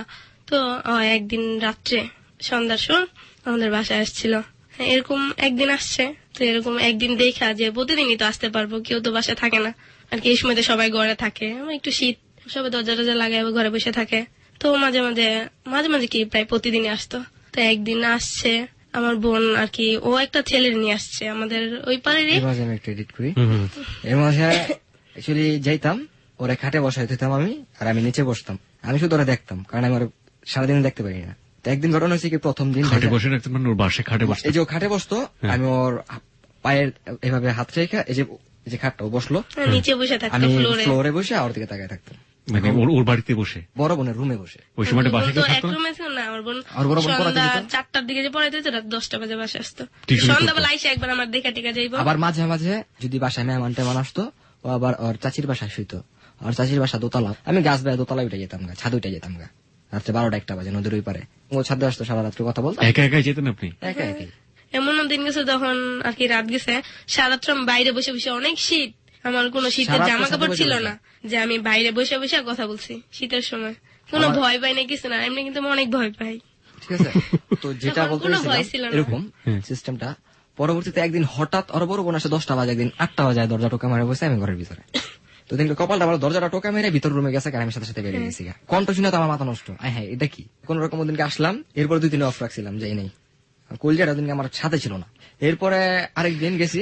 আমি এখানেও একটা প্রশ্ন করতে চাই, আপনারা তো হাজবেন্ড এন্ড ওয়াইফ ছিলেন, বিয়ে করেছেন আপনারা ধর্ম মতো, আপনাদের রেজিস্ট্রির কাগজপত্র সবকিছু ছিল, আমি জানি না পরবর্তীতে রিকভার করেছেন কিনা, যদি রাগ করে ছিঁড়ে ফেলেছেন, সেই সময়টা তো আপনাদের সুযোগ ছিল এই ধরনের সম্পর্কে যাওয়ার, ইনফ্যাক্ট ফিজিক্যাল রিলেশনশিপের কথা বলছি, আপনারা সেই সময়টা থেকে কোনো ফিজিক্যাল রিলেশনশিপে গিয়েছেন? বিশ্বাস করবেন কিনা জানি না, শ্রোতারাও বিশ্বাস করবে কিনা জানি না, আমার এরকম দিক দিয়ে ফিজিক্যালি দিক দিয়ে আমার কোনো চাহিদাই ছিল না, আমাদের মনে কোনো ওরকম মানসিকতা ছিল না, দুজনের মনে ধরনের কোনো মানসিকতাই ছিল না, দেখতাম আর না দেখতে পারলে আর কি অনেক খারাপ লাগতো, ওর সাথে কখন কথা বলবো, কখন ওরা দেখবো, ওই চিন্তাই করতাম, এরকম কোনো ফিলিংসই ওঠে না আমার কখনো, সত্যি বলতে। যেটা কোশ্চেনটা এই জন্যই ছিল, কতটা প্রিটি ছিল এই লাভটা, কতটা পবিত্র এবং কতটা সুন্দর হতে পারে এই লাভটা, দুজনের প্রতি যে ডেভোশনটা, অদ্ভুত সুন্দর ডেভোশন, উপরে শুধু বসে আছে একজন, নিজে পায়ের কাছে বসে শুধু তাকে দেখবে এবং অপলক দৃষ্টিতে তাকে দেখেই যাচ্ছে, এবং কতটা রিস্কি হতে পারে চিন্তা করে দেখুন, বোন চলে আসতে পারে যে কোনো মুহূর্তে, এবং যদি পেয়ে যায় রীতিমতো ছিলে ফেলবে দুজনকে, জানার পরেও তারা সবকিছু ভুলিয়ে ফেলে, এবং রাত 2টার সময় সে কোন রকম ভাবে ওয়াল বেয়ে উপরে উঠে যাচ্ছে,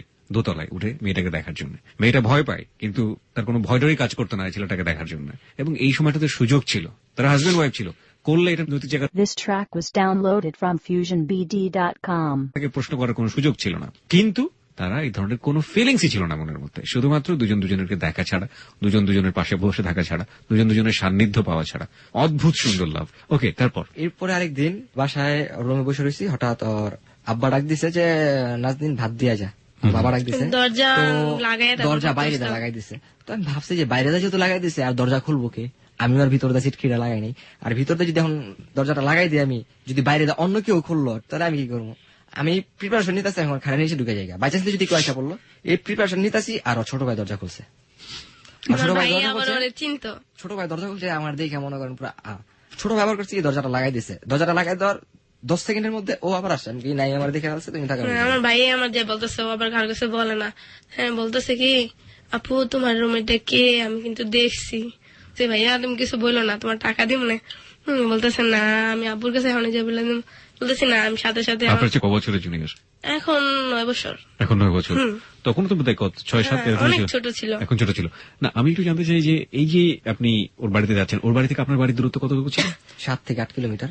7 থেকে 8 কিলোমিটার রাতের বেলা আপনি ভাবে যেতেন? হ্যাঁ, মাঝখানে আমি আমার রাতে নদী। মাঝখানে আবার নদী। আমি রাতে 4টা-3টা বাজে ওর বাসা থেকে হাইটে হাইটে আসতাম। রিক্সা পাইতাম না, শীতকালে কোনো গাড়িও পাইতাম না, আমি হাইটে হাইটে আসতাম। প্রত্যেক দিন। এই 7 থেকে 8 কিলোমিটার? যাই হোক, তারপরে কি হলো? তারপর আর কি ও দরজা আসলো, খুলে ফেললো, হ্যাঁ। দরজা খোলার পর আমি বের হয়ে গেলাম। আমি তোমার ভাই দেখছি, আমি জায়গায় একটা বই নিয়ে হাঁটা শুরু করলাম, যাতে বাই চান্সলি বাড়ি কেউ দেখে আমি ওর বন্ধু বই নিতে আসছিলাম এখানে ওর কাছ থেকে একটা, ঠিক আছে, এই কজ দেখাইতে পারবো। তো ওই দিনকে আর বাসায় যাই না। রাত্রেবেলা বিজন আমার একটা ফ্রেন্ড আছে, ওর বাসায় থাকছি। তখন আবার একটা ঝামেলা হয়েছিল এর 2 দিন পরই নদীর ওই পার, ওই যে বিজয়রে নিয়েই ও একটা মেয়ের লাভ করতো, ওরও ভালোবাসা নিয়ে একটা ঝামেলা ছিল। তখন একটা মামলা খাইছিলাম। তখন আর কি এলাকা থেকে লিট অন্য জায়গায় থাকতাম, বাসাও যেতে পারতাম না, এমনকি যে ওর বাসাও থাকতে পারতাম না, অন্য কোথাও দুজন একসাথে থাকতাম ফাহাদ একটা বন্ধুর বাসায়। আর তখন ওর এসএসসি পরীক্ষা। তারপর ও আর কি প্রতিদিনই রাত্রে সন্ধ্যার পর আমার বোন তো বাসা যেত না, আব্বু আমার ওই রুমে থাকতো সবাই। তো এই রুমে কেউ আসতো না, জানতো সন্ধ্যার পর আমি পড়তে বসতাম, একবার 11টা বাজে বের হইতাম ঘর থেকে। ও প্রতিদিন যাইতো। মাঝখান দিয়ে একদিন গেছে আমাদের এই পাড়েরই একটা বন্ধু, ওই নিয়ে গেছে। তো আমি নিয়ে যাইনি, ওর সাথে আমার দেখা হয়ে গেছে। তাই আমি বলতেছি তুই এই জায়গায় দাঁড়া, আমি একটু আসতেছি, আলাউদ্দিনের সাথে রুমে ঢুকতেন কিভাবে আপনি?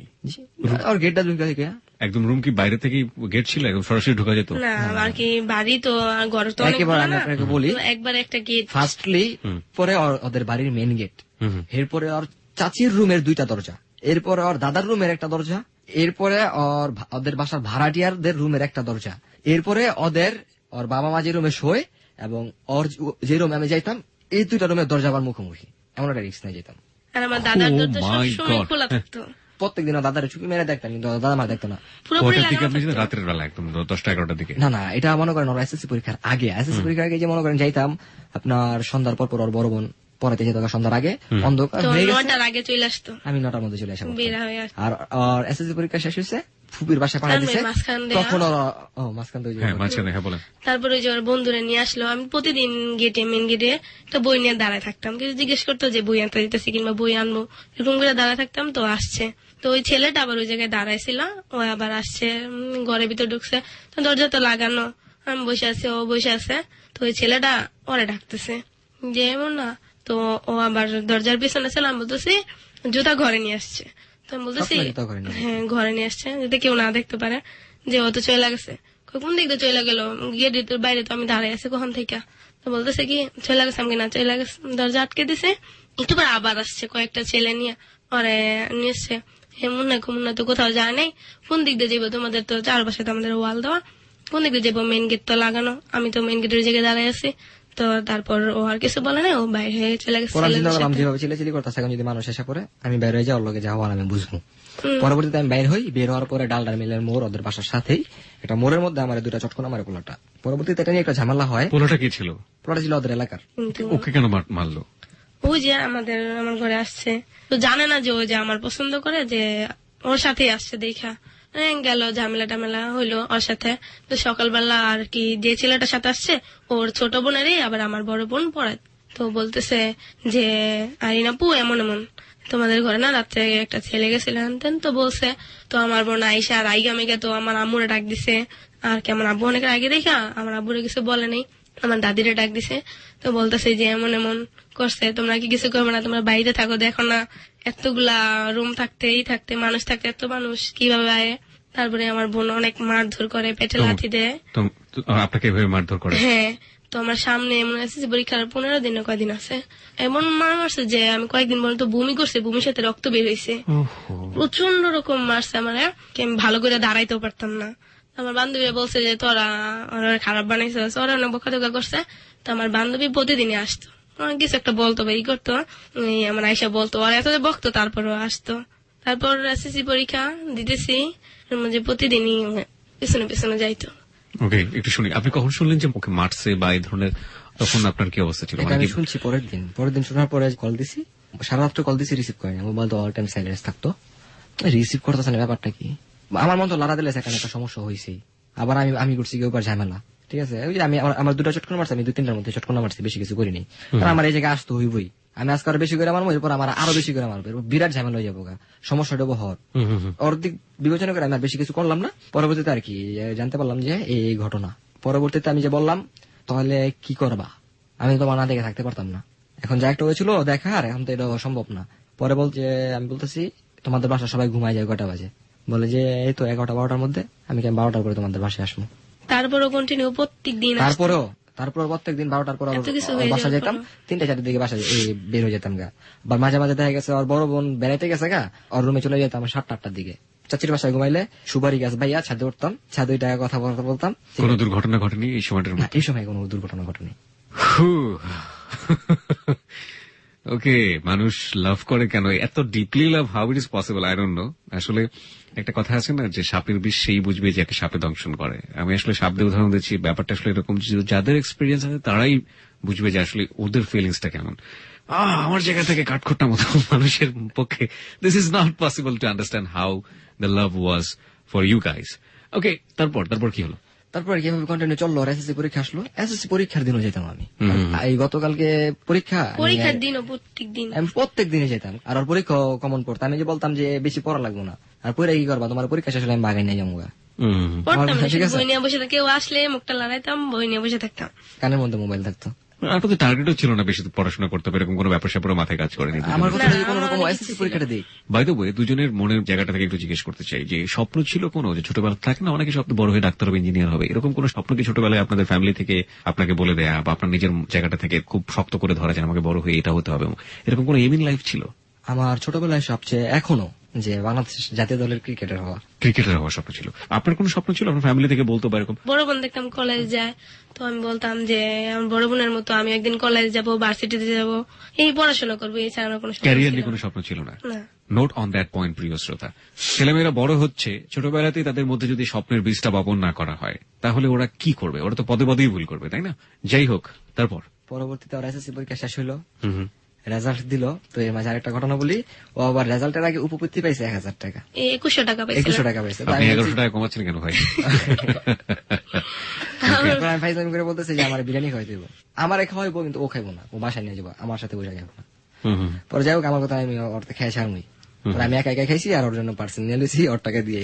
পর পরীক্ষার সময় দেখা গেছে ওর মা খালি তাকায় থাকতো। আমারে চিনতো ওদের জাত গোষ্ঠীর মধ্যে একমাত্র ওর বড় বোনে, আর কেউ আর চিনতো কি না। আমার আম্মু চিনে ওরাই, কিন্তু পুরোপুরি খেয়াল করতে পারে না যে এইটাই ওই ছেলে। পরীক্ষার সময় প্রত্যেকদিন পিছনে পিছনে যাইতাম। মাঝে মাঝে দেখা গেছে ওর মা আর ও একসাথে বসে রয়েছে বাসের মধ্যে, আমি দাঁড়া রয়েছি আর মাথার মধ্যে টোকাইতেছে, দেখিনি আর মা। এরকম ঘটনা। পরীক্ষা শেষ হলো, ওর ফুপুর বাসায় পাঠাই দিল। পরীক্ষার জন্য মাঝখান দিয়া আমার ভাইয়া যখন আর কি ছিল ফেব্রুয়ারি 16 তারিখ আমার বিজ্ঞান পরীক্ষা ছিল, ওই দিন আর কি দেখা করতে যায়নি, কথা বলতেছি মোবাইলে। তো আমার বোন আবার রান্না বসাইছে, তো আমার বলতেছে ও এত চুপচাপ কেন, ওই পড়তেছে না কেন? তো আমার বোন আবার কি অনেক চালাক, দরজাটা একটু ফাঁক করে দেখতেছে যে আমি কি করি, দেখে আমি ফোনে কথা বলতেছি। তো আমি ওই দরজাটা খুলছে, আমার মনে নাই মোবাইলটা কম্বলের নিচে রাখতে, আমি বইয়ের উপরে রাখাই পড়তেছে। আর দেখা হয়তো দেখে বলছে মোবাইল, তো হাতের থেকে মোবাইলটা নিয়ে, আমার বিজ্ঞান পরীক্ষা ছিল, মানে একটা অক্ষর পড়ি নাই, তো আমার বই ছিঁড়া বাইরে ফালা দিছে। তো পড়াও লাগবে না, পরীক্ষাও যাওয়া লাগবে না, তো এগুলাই কর। আমার মোবাইলটা নিয়ে আমার দাদার কাছে দিয়ে দিছি। তো আমি অনেক কান্নাকাটি করতেছি, তো বলছে আমার মোবাইল দে, আমি পড়বো, আমি পরীক্ষা দিব। আমার পরীক্ষা না, আব্বু মারবো, বই দে। তাহলে আমি মোবাইল না দিলে বাসা থেকে বের হয়ে যাই, গেটের বাইরে যায় বসে আছি, কান্দাছি। ওই জায়গায় সবাই জিজ্ঞেস করে কি হয়েছে কি হয়েছে, তো আমি সবার বকাটা করে দিচ্ছি যে এই জায়গায় কি আমি কান্দাছি, আমার কান্না দেখা লাগবে নাকি। অনেক কিছু বলে টেলে রাত্রে 11টার দিকে মোবাইল দিছে, কয় যার মোবাইল তারা দিয়া মোবাইল দে, তারপর কয় যা দিয়ে। তো এমনি এই বাসা থেকে একটু বাইরে এসে আমি আর কারে মোবাইল দিব, তারপর লুকায় মোবাইল নিয়ে আসছি। চোখ টোক অনেক ফুলা ছিল, একটা অক্ষর পড়ি নাই। তো পরের দিন পরীক্ষা দিতে আসছি, রাত্রেও কিছু খাইনি, সকালেও না। তো পরীক্ষার হলে পরীক্ষা দিব, আম্মু বলতেছে এটা ওইটা স্বাদ আছে, আমি কই আমি কিছু খামো না। গেছি পরীক্ষার হলে, তো ওই জায়গায় যাই, পরীক্ষায় কি লিখবো, আমার হাত পা কাঁপতেছে, কিছু খাইনি। ওই জায়গায় মাথাটা ঘুরে দিছে, তো আমি একটু লিখছি, সম্ভবত 2-1 পাতা লেখা। আগে একটা টিচারে বলতেছি আমার মাথা ঘুরতেছে, আমি মাথায় একটু পানি দিম। তো বলতেছে 1 ঘন্টা দেয় নাই, তুমি কিভাবে যাবে? 1 ঘন্টা না দিলে তো বের হওয়া এলো না। বলতেছে ম্যাডাম আমার অনেক খারাপ লাগতেছে। কয় যাও। তো আমি যাই, মাথায় পানি টানি দিয়া, তো আমার সাথেই মোবাইল ছিল, তো আরে ফোন দিছি যে আমি চলে আসবো, আমি কিন্তু পরীক্ষা দিব না, আমার অনেক খারাপ লাগতেছে, আমি কলমটা উঠে লিখতে পারতাছি না। তো বলতেছে না, যদি কষ্ট হোক যা পারো তাই দাও। তো ওই পরীক্ষা কোনো মতে লিখছি, তারপরে বমি টুমি করে ওই জায়গায় পরীক্ষার হলেই। ওকে, পাশ করেছিলেন আপনি? হ্যাঁ তারপরে পাশ করেছিলেন। হ্যাঁ। মেধাবীও কিন্তু ছিল, প্রিয় শ্রোতা। অদ্ভুত, শুধুমাত্র প্রপার নার্সিংটা ছিল না। ওরা তো ভুল করবেই, কিন্তু ওদের চারপাশের মানুষজন কেন ভুল করবে? এটাই হচ্ছে হ্যালো 8920 আজকে প্রশ্ন। তারপর মুন্না কি হলো? আর পরীক্ষা শেষ হইলো, 3 মাস জাস্ট ফোনে কন্টাক্ট, দেখা হইতো খুব কম, আমি চাইলেও পারতাছি না।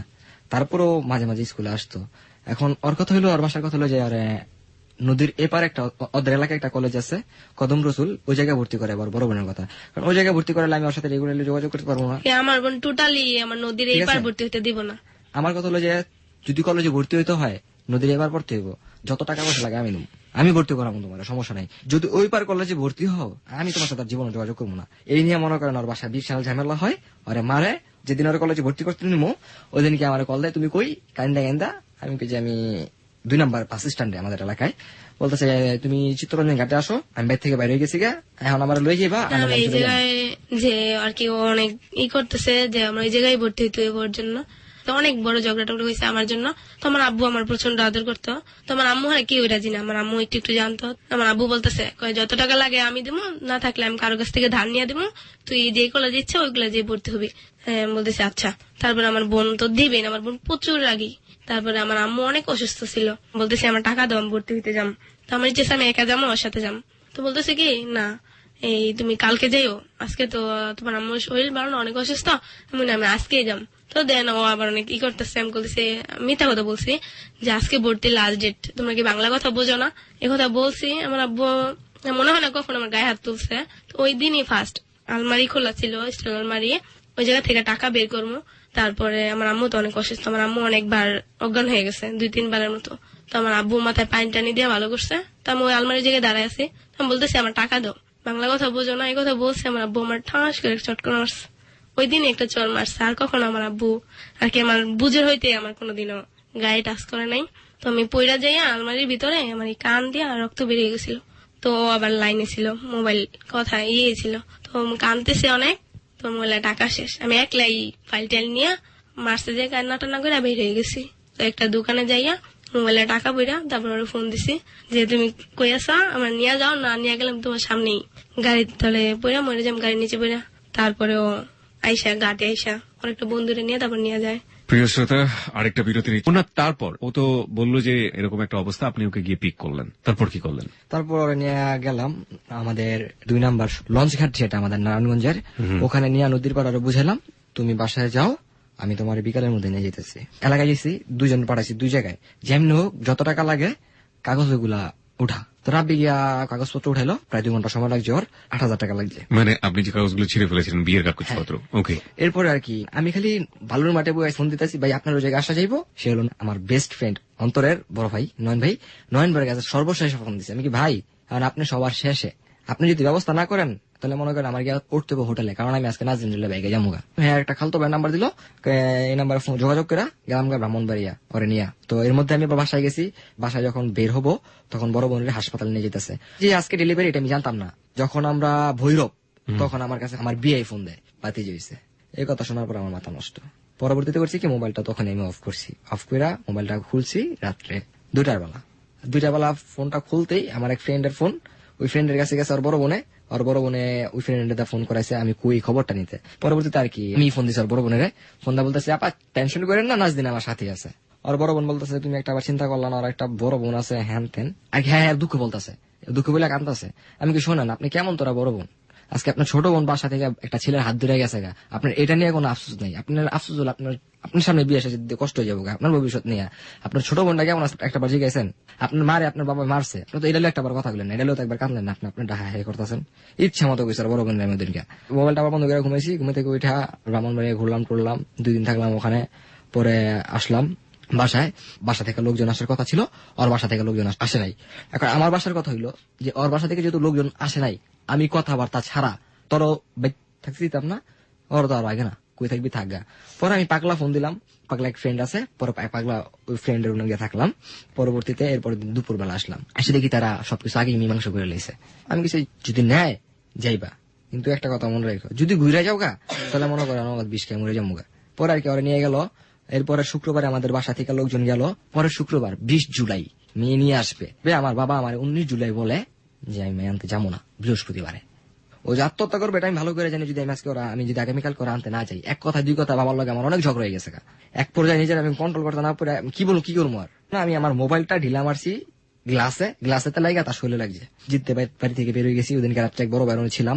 বাসা হওয়ার পরে জিজ্ঞেসি মারা যাবা না, না লইলাম একটা ব্লেড, মার সামনে ইচ্ছা মতো পচানা শুরু করলাম। মা কান্নাকাটি শুরু করলো।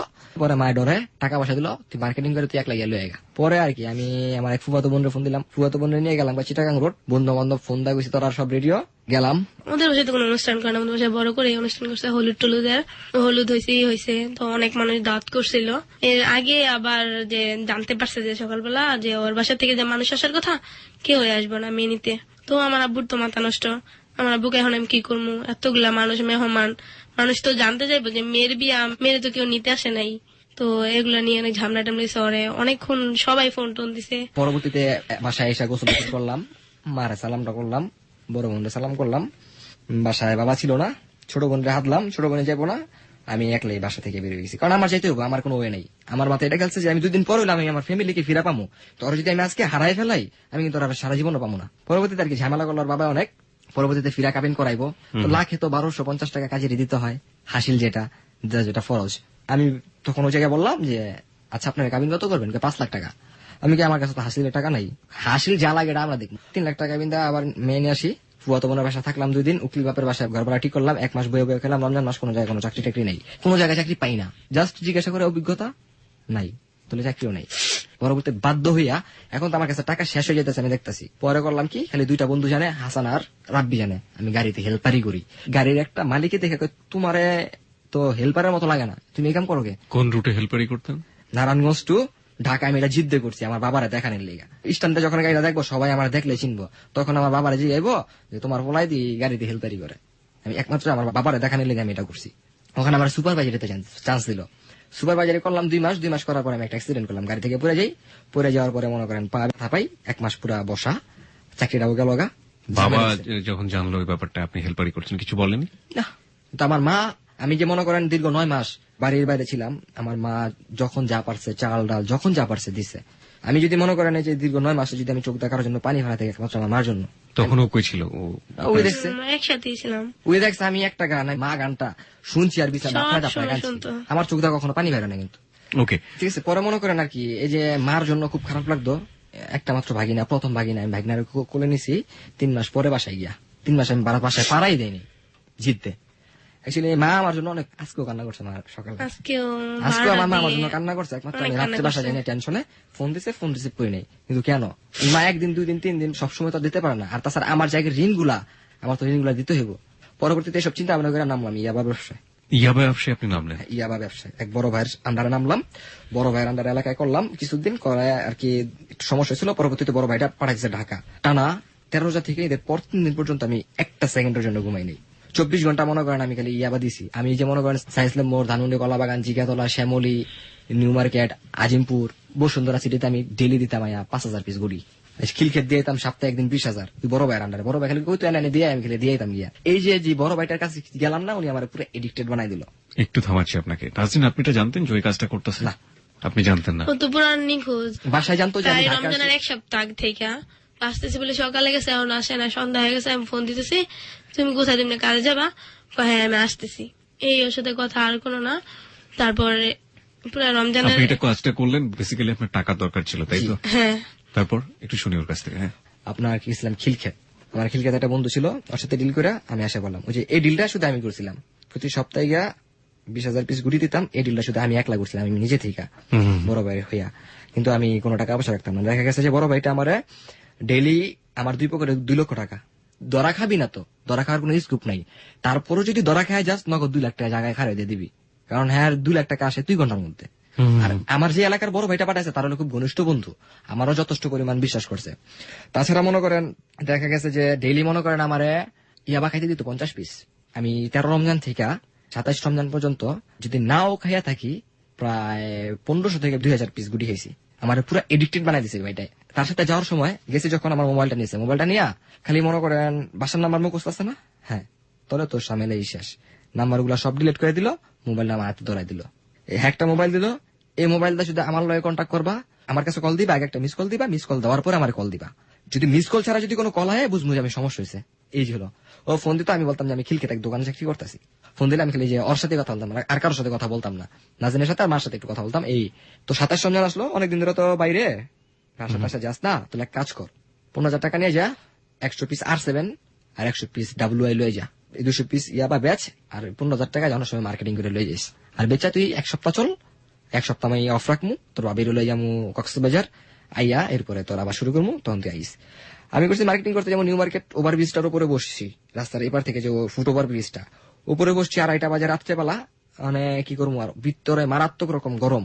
বসছি, বসার পরপরই ডাক দিছে ডিবি, আপনার ছিনতাই গেলে মনে করা, মানে দেখা গেছে না রমজান মাসে ছিনতাই টিনতাই করে পোলাবেন, এই সন্দেহ করে ডাক দিছে না। আমার কথা হলো যে এমন ধরা খাইছে, মানে জিনিসটা এমন জায়গায় রাখছি, তো আমার চান্স আছে একটা আমি একটা দৌড় দিই। আমি একবার নিচে তাকাইছি, নিচে রিক্সা গাড়ি ঘোড়া বড়া, যে লাভ দিলে দৌড়ে আমি যেতে পারবো গা। দৌড়তেছি, ওভারব্রিজের এক কোনা নাইমা আরেক কোনা নামতে পারি নাই, পিছনটা থাপা মেরা বেলের মধ্যে ধরে ফেলছে একবারে প্যান্টের আগে জায়গায় ধরে কোন মারে সার্চ করছে। যখন দেখছে যে 200 পিসের জায়গায় 2টা জিপার আমার লেগে গেছে বাসায়, এক ডিবির বাসায়, ওনে নিয়ে মনে করেন টর্চার করছে কমই, কোন মারছে অনেকগুলা থাই থাপ্পড় মারছে, থাপ্পড় গুলা মনে করেন ফাটা ফেলেছে আমার মেয়েরা থাপ্পড় মেয়েরা, খালি কয়েছে তোর বাসার নাম্বার দিয়ে। মানে আমি কিছু এই যে আমার বড় ভাই লয় কথা কর, নাম্বার থেকে হ্যাঁ লয় কথা কইব না, এই নাম্বার থেকে হ্যাঁ লয় কথা কইব না, তোর বাসার নাম্বার দে। আমার মোবাইল আমার কাছে দিয়ে দিল, ল তোর বাসায় ফোন করে কইস। আমি আবার এদিক দিয়ে করছি কি, ফোন দিয়ে মনে করেন ফেসবুকে এক বন্ধুরে বলছি যে ভাইয়া আমি একটা প্রবলেম করছি, আমার ডিবিতে ধরছে, আমি ডিবির বাসায় আছি, তুই এক কাজ কর, তুই ইয়ে যা জহিরেসি মার্কেটে যা, দাঁড়ানোর খালি কইলে চলবো, এই লোকটারে বল জানাইতে ব্যাপারটা যে মুন্না বেতালে পড়ে গেছে। ও করছে কি, এই ব্যাপারটা আবার মহল্লায় পুরো ছড়াই দিছে। যখন মহল্লায় গেলাম, বড় ভাইটা আবার আসছে, তো আমি চান্সে ফোন দিছি, ফোন দেওয়ার পরে রিসিভ করছে, আমি কি ভাই আমার গাড়ি শুরু করছে, তুই এতদিন ধরে গেছিস কোনো খোঁজ খবর নাই গেলি গা তোর। আপনি টিভির কাছ থেকে ছাড়া পেলেন কিভাবে? এই যে পরবর্তীতে বড় ভাই গাড়ি থেকে নামবো, উনি চট্টগ্রাম নাইমা বাবির নিয়ে আবার ব্যাক করে আসা পড়ছে, আইসা আমার ছুটাইয়া বাড়িতে নিছে, বাড়িতে নিয়ে আমি ভাই আমার 1000 টাকা দেন, আমার 1000 টাকা বাড়িতে দিব। পরবর্তীতে আমি 1000 টাকা নিয়ে গেছি গিয়ে বাসায়, মানে বাসায় গিয়ে দেখি বাসায় মা নাই, একমাত্র আব্বাই বাসায়, আব্বাই একলা, আমি যাবো যেতাম না। পরে আর কি করার, মসজিদে ছাদে গিয়ে ঘুমাইছি। মসজিদে যখন দুপুর বেলা আজান দিতেছে, তখন আমি ঘুমি থেকে উঠে দেখি কি বৃষ্টি আসা পুরো মনে করেন হাঁটু পানি হয়ে গেছে এলাকায়, কিন্তু আমি কইতে পারি না বৃষ্টি আছে কোন সময়। সন্ধ্যাবেলা 2 নম্বর স্ট্যান্ডে গেলাম, পরবর্তীতে বাসায় গেলাম, এক চাচি আছে কথা বললাম, মারে ফোন দিলাম, মায়ের বিক্রমপুরায় খালার বাসায় আছি, মায়ের আবার ওই খাওয়া দাওয়া করে না, ওই নিয়ে গেছে খালার বাসায়, যাতে একটু নদীর পাড়ে। তখন কি আপনাদের বাড়িতেই থাকতো না? এর মাঝে মনে করেন আমি বাসায় আসছি, দুলাভাই বাড়ি থেকে আসছে, দুলাভাই বাড়ি থেকে আসা অনেক বুঝা টুজা নিয়ে আসছে, কিন্তু বাসা আসা 3 মাস পরে এই ঘটনা। মায়ে তো তখন এসব কিছুই জানে না, আমার ডাইরেক্টলি বলছি যে আমি এই কাজ করছি, মায়ে তো নগদই তখন বাসায় পড়ছে, কারণ আমি সাপোর্ট পাইনি আমার ফ্যামিলির। আমার বাবা যদি ইচ্ছা আজকে উনি বলবো মুখ দিয়া আমার 15 দিনের মধ্যে সিঙ্গাপুর পাঠাইবো, ওনার কাছে কোনো ব্যাপার না, আমি ফ্যামিলির সাপোর্ট একটু পেতেছি না। আমি যদি আমার এই যে সাংসারিক জীবনে যদি আমি সাপোর্ট পেয়ে থাকি, একমাত্র আমি আমার মার সাপোর্ট পেয়েছি। আমার মা আপনার বর্তমান অবস্থা। হ্যাঁ। নাজরিন কি বলেন? আপনি যে জানলেন যে ওই ইয়াবার সাথে যুক্ত ছিল বা ব্যবসা করছিল, যখন জানলেন তখন আপনি কি বলেছেন ওকে? যখন জানছি তখন আমি কিছু বলি না, সাথে আমি কথা বলতাম না, তখন আমার সাথে অনেকদিন কথা বলেনি। আজকের ওই দিনে মনে আমি একদিন কথা বলিনি, আধা ঘন্টা, যতই রাগ করি না কেন আধা ঘন্টা রাগ করে থাকতে পারি না, তো কথা টথা বলি নাই। তারপরে পরের দিন বলছি কথা, তখন বলছি ছাইরা তো অনেক বুঝেছি টুঝেছি, কিন্তু হ্যাঁ আমি ওই জায়গায় চলে আপনি কি গেছি। এখনো আসতে ড্রাগ পারবো নিচ্ছেন? না। না, অ্যাকচুয়ালি পরবর্তীতে আমি যেটা বলতেছিলাম যে 4 মাস আমি মারার সময় দিচ্ছি, 2013 সাল, তার মধ্যে যদি আমার বাইরে পাঠাইতে পারো তাহলে আমার পাঠাই দিও, আর নাহলে আমার ভবিষ্যৎ আমি দেখে নিব। আমি মারে এটা কথা বলছি যাতে মা আমার তাড়াতাড়ি পাঠাই দেয় দেশের বাইরে, কারণ আমি দেশে থাকলে আমি নষ্ট হয়ে যাবো গা, মহল্লাটা পুরো জানা গেছে গা। আমি যখন রমজানের পর আসছি, আমার পিছে পিছে ইনফরমাল করছে, চার্জ খুঁজছে, ওরা পারলে আমার পকেটে ইয়াবা ঢুকাই আমার ধরাই দিব, ওকে দাম দেবো 5-10 হাজার টাকা। তো মনে করেন 4 মাস একটা ফ্যাক্টরিতে কাজ করছি আমি টানা। হঠাৎ করে সিদ্ধান্ত নিলাম না একটা বেবি নিতে হইবই, যে একটা পরিস্থিতি, এই পরিস্থিতি একটা বেবি নিতে হইবই, এই বেবির উসিলাই নাকি আমার একটা কিছু করে দেয়। তো যখনই মনে করেন যে বেবি নিল কনফার্ম হইলাম, আমার তো যদি ময়ূর জায়গাটা আমি ফালাম না, এটা নষ্ট করবো, এটা ভুলো। তো দেখতেছি যে এটা এখন পরিবারের অবস্থাটা আরো খারাপ, বাসায় এখন মূল্যায়নটা আরো খারাপ। কিরকম ভাবে, যে একটা সুপারভাইজার ছিল, সুপারভাইজারের সাথে আমার একটা ভালো সম্পর্ক ছিল, যে ফ্যাক্টরিতে কাজ করতাম, ফ্যাক্টরির নিয়ম কানুন তেমন একটা ছিল না। ওই সুপারভাইজার করছে কি, হঠাৎ করে 700 কেজি কাপড় চুরি করে বেচা ভাইগা গেছে গা। এখন তার সাথে টার্গেট করছে আমারে, আমার 2 মাসের বেতন আটকাই দিছে। তো এখন মনে করেন বাসায় চিল্লাচিল্লি করতেছে, বাসায় আব্বাই কয় কি এর ওর বেতন দিয়েছে ইয়াবা খাইছে। কিন্তু এই যে মনে করেন 4 মাসের মধ্যে আমি প্রথম 3 মাস আমি ইয়াবা ধরেও দেখি নাই। কিন্তু এই যে আমার বাবার কথা করে না, 4 নম্বর মাসে ডিসেম্বর মাসে আমি ইয়াবা খাইছি, অনেক খাইছি ইয়াবা। আমার বাবা যদি আমার একটু সাপোর্ট করতো আমার লাইফটা এরকম হতো না। আজকে দেখেন আমার চিন্তা হলো, মাথা চিন্তা হলো একটা, মার কাছে যদি টাকা থাকতো মা অবশ্যই দিত। মা যদি পারে আমার কলজাটা খুলে দিয়ে দেবো। আমার মায়ের কতটুকু করবো। এখন আমার কথা হলো যে ভাই, প্রেম করছি ভাই, এখন অনেকের প্রশ্ন জাগতে পারে যে একটা, তো তুমি কেমন করলা যে তুমি অবৈধ টাকা তোমার ওয়াইফ রে খাওয়াইতেছো। আমার তো কোনো হয় না, কারণ হলো এটা যে বেবিটারও তো আমার রক্ষা করতে হইব। আমি প্রায় ঋণ আছি, এখন অনেক টাকা ঋণ আছি, ভালো একটা চাকরিও পেতেছি না। যে চাকরি লাগে আমি 6,000 টাকা বেতন চাকরি করছি, আমার মাসিক পকেট খরচ 6,000 টাকার উপরে। তারপর আমি বড় জোর 1,500 টাকা 1,000 টাকা খরচ করছি মাসে। তো মনে করেন যে এখন চিন্তা ভাবনা মাথার মধ্যে আইসা পড়ছে, ইদানিং আমি শুরু করে দিছি। দেখা গেছে যে আমি যে গতকালকে স্যাম্পল দিয়েছি, যখন গতকালকে আমার ভাইয়া ফোন দিয়েছে যখন, তখন আমার সাথে ছিল 90 পিসি আবা। আমি শনি একটা কিছু দিছি, খিলক্ষেত গিয়ে কিছু দিয়েছি।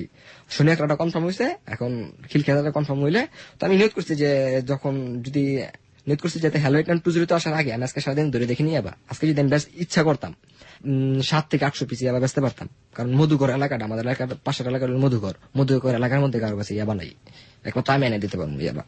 আমি যদি চাই যে নারায়ণগঞ্জের মধ্যে ডিলার, ওই জায়গায় আমি ডিলার হইতে পারবো, কারণ নারায়ণগঞ্জের মধ্যে আমার থেকে কমে কেউ দিতে পারবো না ইয়াবা।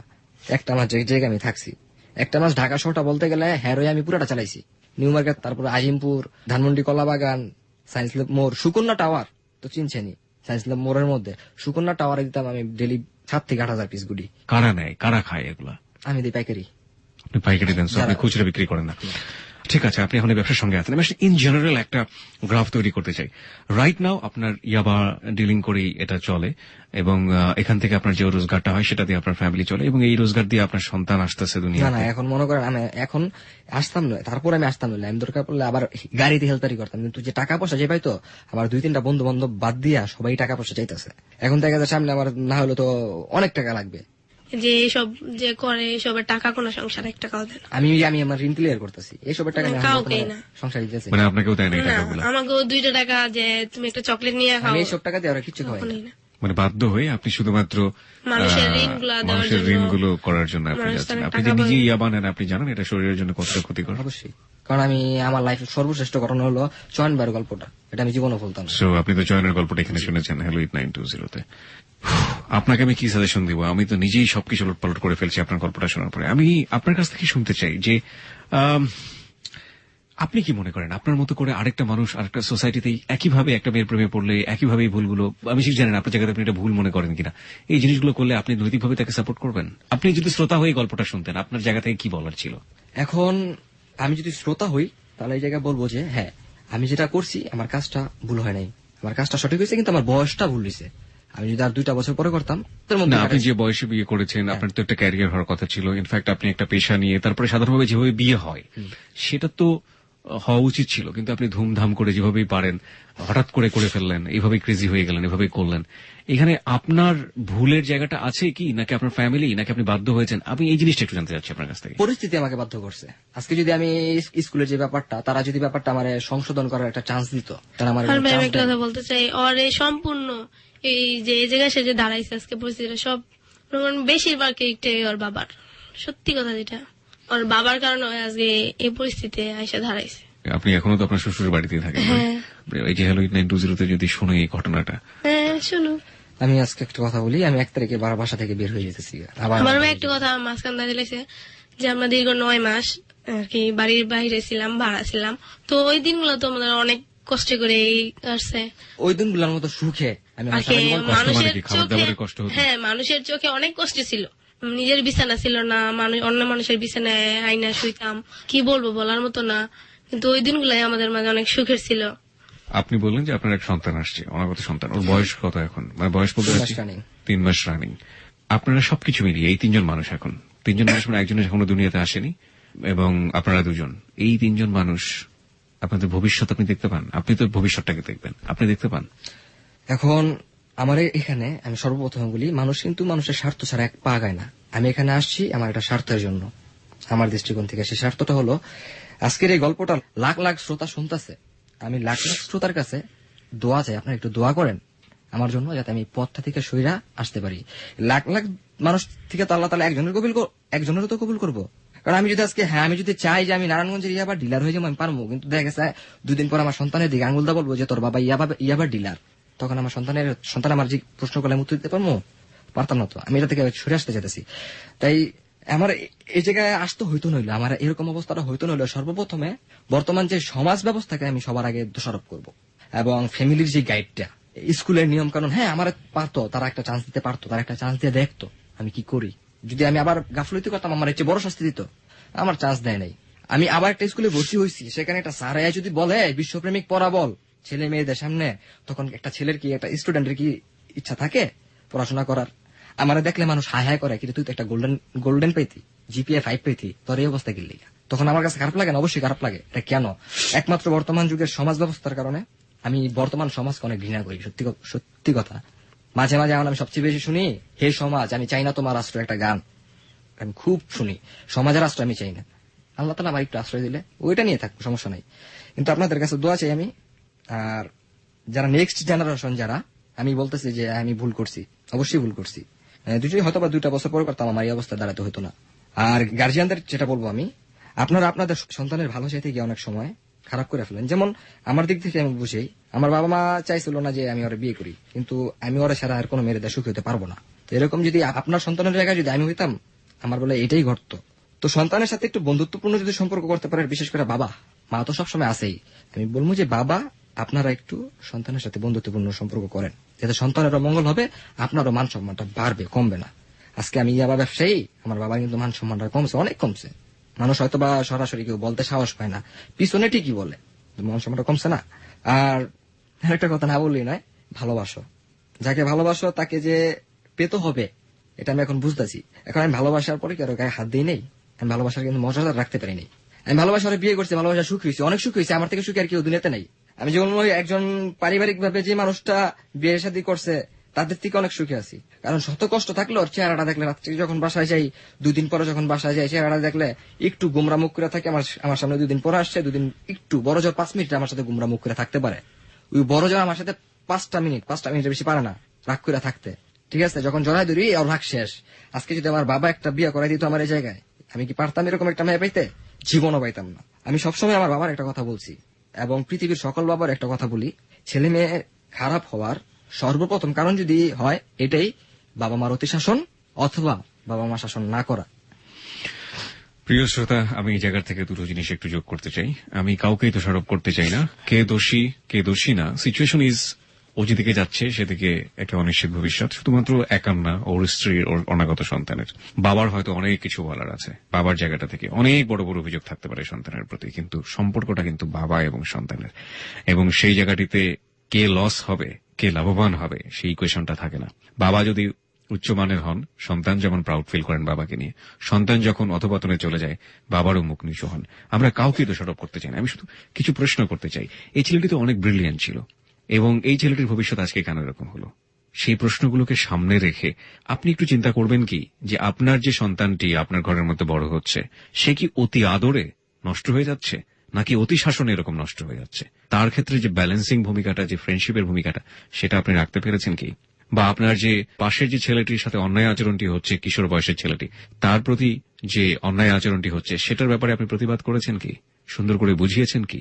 কোন জিনিসের ক্ষেত্রে হার্ড হওয়াটা আসলে সেটার কোনো সমাধান নয়। কারণ যার প্রতি আপনি হার্ড হচ্ছেন, যার প্রতি আপনি উচ্চস্বরে কথা বলছেন, যাকে আপনি অসম্মান করছেন, সেও কিন্তু তার জায়গা থেকে অনেক কিছু করার আছে খারাপ, এবং সে যদি সেটা করে তাহলে আপনার সম্মান বাড়বে না, বরং কমবে। কিন্তু অদ্ভুত একটা জিনিস আজকের গল্পে আমরা পেয়েছি, সেটা হচ্ছে এই মানুষটি, যে মানুষের মধ্যে বৈচারিকতা দেখেন, ক্রেজিনেস দেখেন, ভুল দেখেন, অপরাধ দেখেন, যাই দেখুন না কেন, যদি একটা জায়গার দিকে দেখার চেষ্টা করেন, ওর যে লাভ এই মেয়েটির প্রতি, নাজনীনের প্রতি, সেটার প্রতি আমার অনেক সম্মান, অনেক ভালোবাসা। ভুল করেছে, ভালোবেসে অনেক ভুল করেছে, কিন্তু এই ভুল, এই কষ্ট, এই অন্যায়, এই যে ক্রেজিনেস গুলো, এই যে ভুলগুলো, এই যে অপরাধগুলো, সেগুলো কিন্তু কখনো নাজনীনকে ওর কাছ থেকে দূরে সরিয়ে নিতে পারেনি, এবং ও কখনো নাজনীনের কাছ থেকে দূরে সরাতে পারেনি। আমি শুধু একটা কথাই বলতে চাই, ও যেমন আল্লাহর কাছে বললো যে আল্লাহ আমাকে তুমি একটা জায়গা দিও, আমি শুধু আল্লাহর কাছে সবার পক্ষ থেকে শুধু একটা কথাই বলতে চাই যে ওকে এই যে ফিলিংসটা উপরওয়ালা দিয়েছে, সৃষ্টিকর্তা দিয়েছে, এই ফিলিংসটা যেন সারাটা জীবন ওর মজবুত থাকে দুজনের প্রতি, এবং এতটা বেশি মজবুত থাকুক যেখানে যেন কোনো অপছায়া, অপশক্তি কখনো কোনো কাজে না লাগে। এবং আমরা বিশ্বাস করি কোন স্ত্রী চান না তার হাজবেন্ড অসৎ পথে অন্যায়ভাবে রোজগার করুক। আমরা বিশ্বাস করি নাজরিনই ওকে একদিন সৎ পথে ফিরিয়ে নিয়ে আসবে, এবং ওর ভেতরে যেহেতু মনুষ্যত্ব বোধ আছে, সুতরাং আমাদের প্রগাঢ় বিশ্বাস মানুষ তার ইচ্ছার সমান বড়। ও যদি চায় সৎ পথেও পারবে ওর ফ্রেন্ডদেরকে টাকা পয়সাগুলো শোধ করে দিতে, কারণ ওর ভিতরে কিন্তু এই মনুষ্যত্ব বোধটা আছে যে ওর সন্তান যখন পৃথিবীতে আসবে তখন যদি ওকে কেউ বলে যে তোমার বাবা একজন ইয়াবা ডিলার, সেটার চেয়ে বড় পরাজয় আর কোনো কিছু হতে পারে না। ঠিক এই ফিলিংস এর জায়গাটিতে আমাদের রেসপেক্ট থাকুক। আমরা শেষ করতে চাই আজকের close up present shallow 8920। Nazrin, আপনার কিছু বলার আছে ওকে? আমি কি বলবো, শুধু আপনার সাথে দোয়া করেন যে ও এসব পথ থেকে চলে আসতে পারে। আপনার কত টাকা রোজগার হয় এসব করে প্রতি মাসে? থাকে প্রায়, দেখা গেছে যে পকেট খরচ দিয়ে অনেক দূর হয়তো, এখন কম দূরছে। আমার কাছে পার্টি আছে মাত্র 3টা বর্তমানে। এই 3টা পার্টি দেখা গেছে সপ্তাহে আসে 5,000 টাকা। সপ্তাহে 5,000 টাকা হলে আপনার মাস শেষে থাকে 20,000 থেকে 22,000 টাকার মতো। এটা দিয়ে আপনি আপনার ধার দেনা শোধ করেন, এবং আপনি নিজেও মাঝে মাঝে এই সেবনটা করছেন। এবং আপনি কি জানেন যে আপনার ব্লাড থেকে ওর শরীরে এই জিনিসগুলো ইনফেক্টেড হয়ে যেতে পারে, এবং আপনি নিজেও বলেন জয়নের গল্পটা আপনি শুনেছেন, ও একটা মারাত্মক রকমের ঝুঁকির মধ্যে পড়ে যেতে পারে। এবং আপনার বয়স যদি আমি ভুল না করে থাকি এখন 20 থেকে 21 বছর বয়স, মানে it's a golden age for every man. আপনি নিশ্চয়ই জানেন যে যৌন ক্ষমতা বলে যে ব্যাপারটা আছে, সেটা কিন্তু ইয়াবা একটা সময় পার্মানেন্টলি ড্যামেজ করে দেয়। এখন দেখা গেছে যে আমার বাধ্য হইয়া আমার সাথে যে 2টা বন্ধু আসছে, রাব্বি এবং হাসান, আমার একদিন চটকারেছে ইচ্ছা মতো, তুই যদি কোনদিন ইয়াবা খাস, আমি যদি জানতে পারি তোরা মেরালামো। তো ওরা যখন ঘটনাটা পুরো শুনতে পারছে যে এই ঘটনাটা আমি এই কারণে এই লাইনে গেছি, এই করছি, তখন ওরা কয় তুই কর কিন্তু খাইস না। কিন্তু দেখেন এই যে আমি 3 দিন যাবত পুরো সজাগ, 3-24 72 ঘন্টার মধ্যে একটা সেকেন্ড ঘুমাই না। এই যে আমার ওয়াইফ তো পাশে আছে। একজন সুস্থ স্বাভাবিক মানুষের পক্ষে সম্ভব যে সপ্তাহের মধ্যে বড় জোর আমি 24 ঘন্টা ঘুমাইলাম, অথবা সপ্তাহের মধ্যে বড় 10 ঘন্টা ঘুমাইলাম? সম্ভব না। এই খুব জেগে থাকাটা কেন জরুরি? দেখা গেছে যে ফোনটা দিলেই দিয়ে আসতে হয়, আমার কলটা দিলে দিয়ে আসতে হয়। চিন্তা দেওয়ার ঘুম আসে না, সারা রাত্র জায়গা থাকে। আর তাছাড়া আমি যদি এমন বাসায় শুয়ে থাকি, আমার 3-4টার আগে ঘুম আসে না, আমার ঘুম আসে এই ফজরের সময়। আমি শুধু আপনাকে একটা কথাই বলতে চাই, কোনো বুঝ দেব না, কারণ আপনি সমঝদার লোক, আপনি সৃষ্টিকর্তাতে বিশ্বাস করেন, আল্লাহর উপরে আপনার তাওয়াফ আছে। আপনি নিজের উপরে শক্তি রেখে, সাহস রেখে আপনি সৎ পথে চেষ্টা করুন। আপনি ইয়াবা করে যে 20,000 টাকা রোজগার করছেন, তার তুলনায় আল্লাহ হয়তো আপনাকে তার চেয়ে 3 গুণ বাড়ায় দেবে। হ্যাঁ, আপনি সেই জায়গাটা থেকে বিশ্বাস নিয়ে চেষ্টা করতে থাকুন, ইনশাআল্লাহ হয়ে যাবে। এটাই শুধু শুভকামনা। কি হয়েছে কি হয়নি সেটা বড় কথা না। আপনার অনাগত সন্তান আসছে, সেই সন্তানের মুখের দিকে তাকিয়ে, আপনি আপনার স্ত্রীর মুখের দিকে তাকিয়ে, কি হতে পারতো জীবনে, কি ভুল হয়েছে সেটা বড় কথা নয়, সামনের দিকে এগিয়ে যেতে হবে, এবং সেই এগিয়ে যাওয়ার পথটা যেন মসৃণ হয়, সেজন্য আমাদের লাখো লাখো শ্রোতার পক্ষ থেকে আপনার জন্য দোয়া থাকবে। আপনি অনেক ভালো থাকবেন। 2 মিনিট আপনাদের কাছে চাইতেছি। আমি সর্বপ্রথম আমাদের রিলেশনটা যদি বলি, যে সর্বপ্রথম অবদান বড় ভাই নয়ন ভাই, আপনার কি বলবো, আর আপনার ধন্যবাদ দিয়ে ছোট করতে চাই না, আমি আপনার কাছে অনেক ঋণী। আপনি আমার অনেক হেল্প করতেন, টাকা পয়সা দিয়া, থাকার জায়গা দিয়া, আপনার খালার বাসায়, কারণ আপনি যদি তখন না দিতেন আমি যাইতে পারতাম না। হইলে আপনার কাছে অনেক ঋণী। আমি সবার উপরে রাখবো আমার বড় ভাই নয়ন ভাইরে, তারপরে হাসান, রাব্বি, আর অন্তর। তোর আমি যেটা বলতেছি যে তুই আমার ভুল বুঝিস না বন্ধু, তোর সাথে আমার একটা মিসআন্ডারস্ট্যান্ডিং হয়েছে, তুই এটা ভালো করে জানাস, এটা আমি করি নাই, তারপর আমি তোর সাথে যোগাযোগ করি নাই, তাই তুই আমার উপর রাগ করে আসস। তুই এটা মুন্নার কাছ থেকে জেনে নিস, ডিজের কাছ থেকে। আর মামা, তোমার অনেক মিস করতেছি। তুমিও মাঝে মাঝে যখন নাজদিনের সাথে আমার ঝগড়া হইতো, রাগ ভাঙাই দিতা। নাজদিন এখনো মাঝে মাঝে সে কথাগুলা বলে। তো যারা যারা আমার এই ব্যাপারে হেল্প করছে তাদের কাছে আমি কৃতজ্ঞত, এবং সারা জীবন কৃতজ্ঞ থাকবো। আমার পাশে থাকেন, দোয়া করেন, যতটুকু পারেন দোয়া করেন। এবং সব শ্রোতাদের উদ্দেশ্যে বলতেছি, আপনাদের কাছে টাকা পয়সা চাই না, থাকা খাওয়া চাই না, আপনারা একটু দোয়া করেন আমার জন্য। এই যে এখনই বলেন যে আল্লাহ এই ছেলেটা যাতে এই পথটা থেকে সরে আসতে পারে। আর নাজদিন, তোমার নতুন করে কিছু বলার নাই আমার, আমি যে তোমার কতটা ভালোবাসি এটা তুমি ভালো করে জানো। তারপরও অনুষ্ঠান শেষের বেলায় বলতেছি, খুব ভালোবাসি তোরে, খুব। তোরে যে কতটা ভালোবাসি এটা বইলেও শেষ করা যাব না। I love you lot. শেষ হলো প্রিয় শ্রোতা আজকের হ্যালো 8920। আপনি বলেছিলেন যে আপনি একটা গান করবেন, গান কি করবেন? না, এখন আর ওই মুডটা নাই ভাইয়া। মুডটা নাই, ঠিক আছে, দ্যাটস এনাফ। আমরা গান বরং শুনবো। প্রিয় শ্রোতা, শেষ করছি আজকে হ্যালো 8920 এদের জীবনের গল্প আমাদেরকে অনেক অনেক বেশি কিছু শিখিয়েছে। আমরা কি কি কমেন্টস করেছি সেগুলো একটু পড়ে দেখতে চাই। অন্তহীন জুয়েল আমাদেরকে লিখেছে, it may be the best love occurrence in Bangladesh. It appears to us love is the best of all. অনেক ধন্যবাদ আপনাদেরকে। কিন্তু এভাবে ভাবার সুযোগ কি আছে? আপনি যদি বেস্ট করতে চান, আসলে জীবনের গল্প কোনটার থেকে কোনটা বেস্ট সেই জায়গাটাতে আমরা কখনোই যাই না। তারপরেও আপনার ফিলিংস এর জায়গাটাকে আমরা রেসপেক্ট করতে চাই। সজীব হাসান লিখেছে খুব সুন্দর। আফ্রিদা ইয়াসমিন ইশিতা লিখেছে আজকের গল্পটা চুজ করার জন্য ভাইয়াকে থ্যাঙ্কস। আর এই গল্পটি আছে আনন্দ, আছে কষ্ট, সব মিলিয়ে গল্পটা অনেক সুইট হয়েছে। নাজমুন সুলতানা লিখেছে, ভালোবাসা হলো একটি বিশেষ ল্যাম্প, যাতে দুদিক থেকেই ফুয়েল সরবরাহ করতে হয়, নয়তো ভালোবাসার বাতিটা একসময় নিভে যায়। তোমরা দুজন সেই বাতিটি আজও জ্বালিয়ে রেখেছো যতনে এবং তোমাদের জীবনের শেষ দিন পর্যন্ত জেলে রাখো। মুন্না নাজরিন, আপনাকে ধন্যবাদ কমেন্টসের জন্য। মোহাম্মদ জুয়েল লিখেছে, অসম লাভ, স্যালুট বস। সানফ্লাওয়ার মুজাহিদ লিখেছে, আসলে এরাই সত্যিকারের প্রেমিক প্রেমিকা। এইচ জেড সজীব খান লিখেছে, পৃথিবী উল্টে যেতে পারে কিন্তু তাদের মন উল্টাবে না। ওয়েলকাম মুন্নি এবং নাজনীন। করিম রেজাউল লিখেছে, this is pure and cute love, but we have a great responsibility about like this type of lovers. Mehrin Shahi লিখেছে, তোমরা অনেক হ্যাপি হও এবং তোমাদের ফিউচার অনেক সুন্দর হোক, all the best. Shaon Ahmed লিখেছে, অসম লাভ মুন্না এবং নাজনীন, তোমাদের ভালোবাসাকে শ্রদ্ধা জানাই। আমাদের সবার ভালোবাসা যেন তোমাদের মতো পবিত্র হয়। শামীম হোসাইন লিখেছে, এই ভালোবাসাকে স্যালুট জানাই, তবে বলি মুন্নার জীবন তো নষ্ট হয়ে গেল। জেডএইচ হৃদয় লিখেছে, রাগ, কষ্ট, ভয় এবং কান্নার মাঝেও বেঁচে ছিল মুন্না নাজনীনের ভালোবাসা। আচ্ছা, সালাম হুসাইন আকাশ লিখেছে, তোমরা এগিয়ে যাও, তোমাদের ভালোবাসা পবিত্র হলে সত্যি আল্লাহ তোমাদের সহায় থাকবে। কৌশিক দাস লিখেছে, কিবরিয়া ভাই আপনাকে থ্যাঙ্কস এরকম একটা অনুষ্ঠান উপহার দেবার জন্য। স্টোরিটা কিন্তু খুব অসাধারণ, এই স্টোরি থেকে অনেক কিছুই শিখলাম। Thanks love birds. Okay, Tauhidul Mallik লিখেছে, এরকম ভালোবাসা কয়জনের হয়, এরকম deep love, my god, hats off. Okay, ব্লু গাছো আমায় সচিন, ভুলে গেছো, ওকে ভুলে গেছো আমায় সচিন বা কিছু একটা এরকম টাইপের নাম লিখেছেন। প্রথমে হ্যালো 8920 টিম মেম্বারদের কাছে ঋণী হয়ে গেলাম। আমি ঠিক জানি না শাকিল ইদানিং প্রশংসা শুনতে কেন ভালোবাসছে। এই জাতীয় কমেন্টস আমরা কখনো পড়ি না, কারণ হ্যালো 8920 নিয়ে প্রশংসা হয় সেগুলো আসলে লিসনার যারা থাকেন তারাই পড়েন। ও বেছে বেছে আমাকে এই কমেন্টস গুলো দিয়েছে। হ্যালো 8920 প্রশংসা শুনতে ইদানিং ওর খুব ইচ্ছে করছে, যে কারণে হয়তো বা।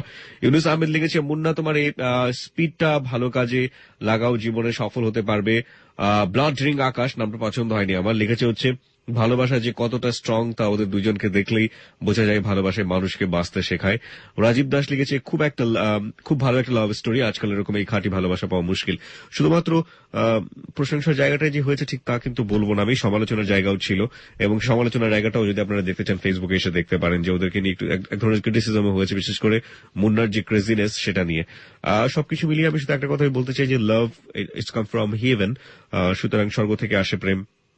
স্বর্গে রিটার্ন যাবার আগে আমাদের জীবনে সেটাকে স্বর্গীয় ভাবে ধরাটাই উচিত। কিন্তু মুন্নার সাথে যে ব্যবহারটা চারপাশের মানুষজন করেছে বা ওদের কাপলদের সাথে হয়েছে, সেই জায়গাটায় আমার মনে হয় যে একটু হলেও অনেকখানি ভুল ছিল। একটু ঠিক বলবো না, অনেক বড় জোরেই ভুল ছিল।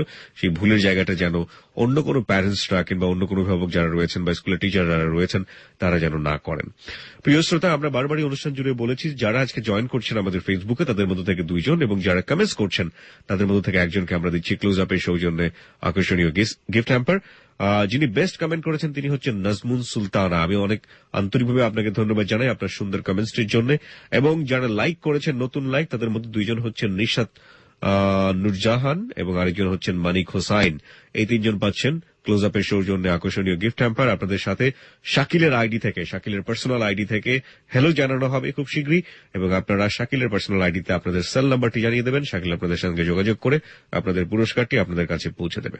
আমরা হ্যালো 8920 আজকে শেষ করব, তবে তার আগে একটা কথা বলতে চাই। গত সপ্তাহে আমাদের এখানে এসেছিলেন সাবিনা সম্পর্কে কে কি বলেছে আমরা একটু শুনবো, এবং একই সাথে হ্যালো 8920 যারা আসতে চান তাদের জীবনের গল্পগুলো এখানে কে কিভাবে বলেন সেগুলো আমরা শুনে তারপরে বিদায় নেব।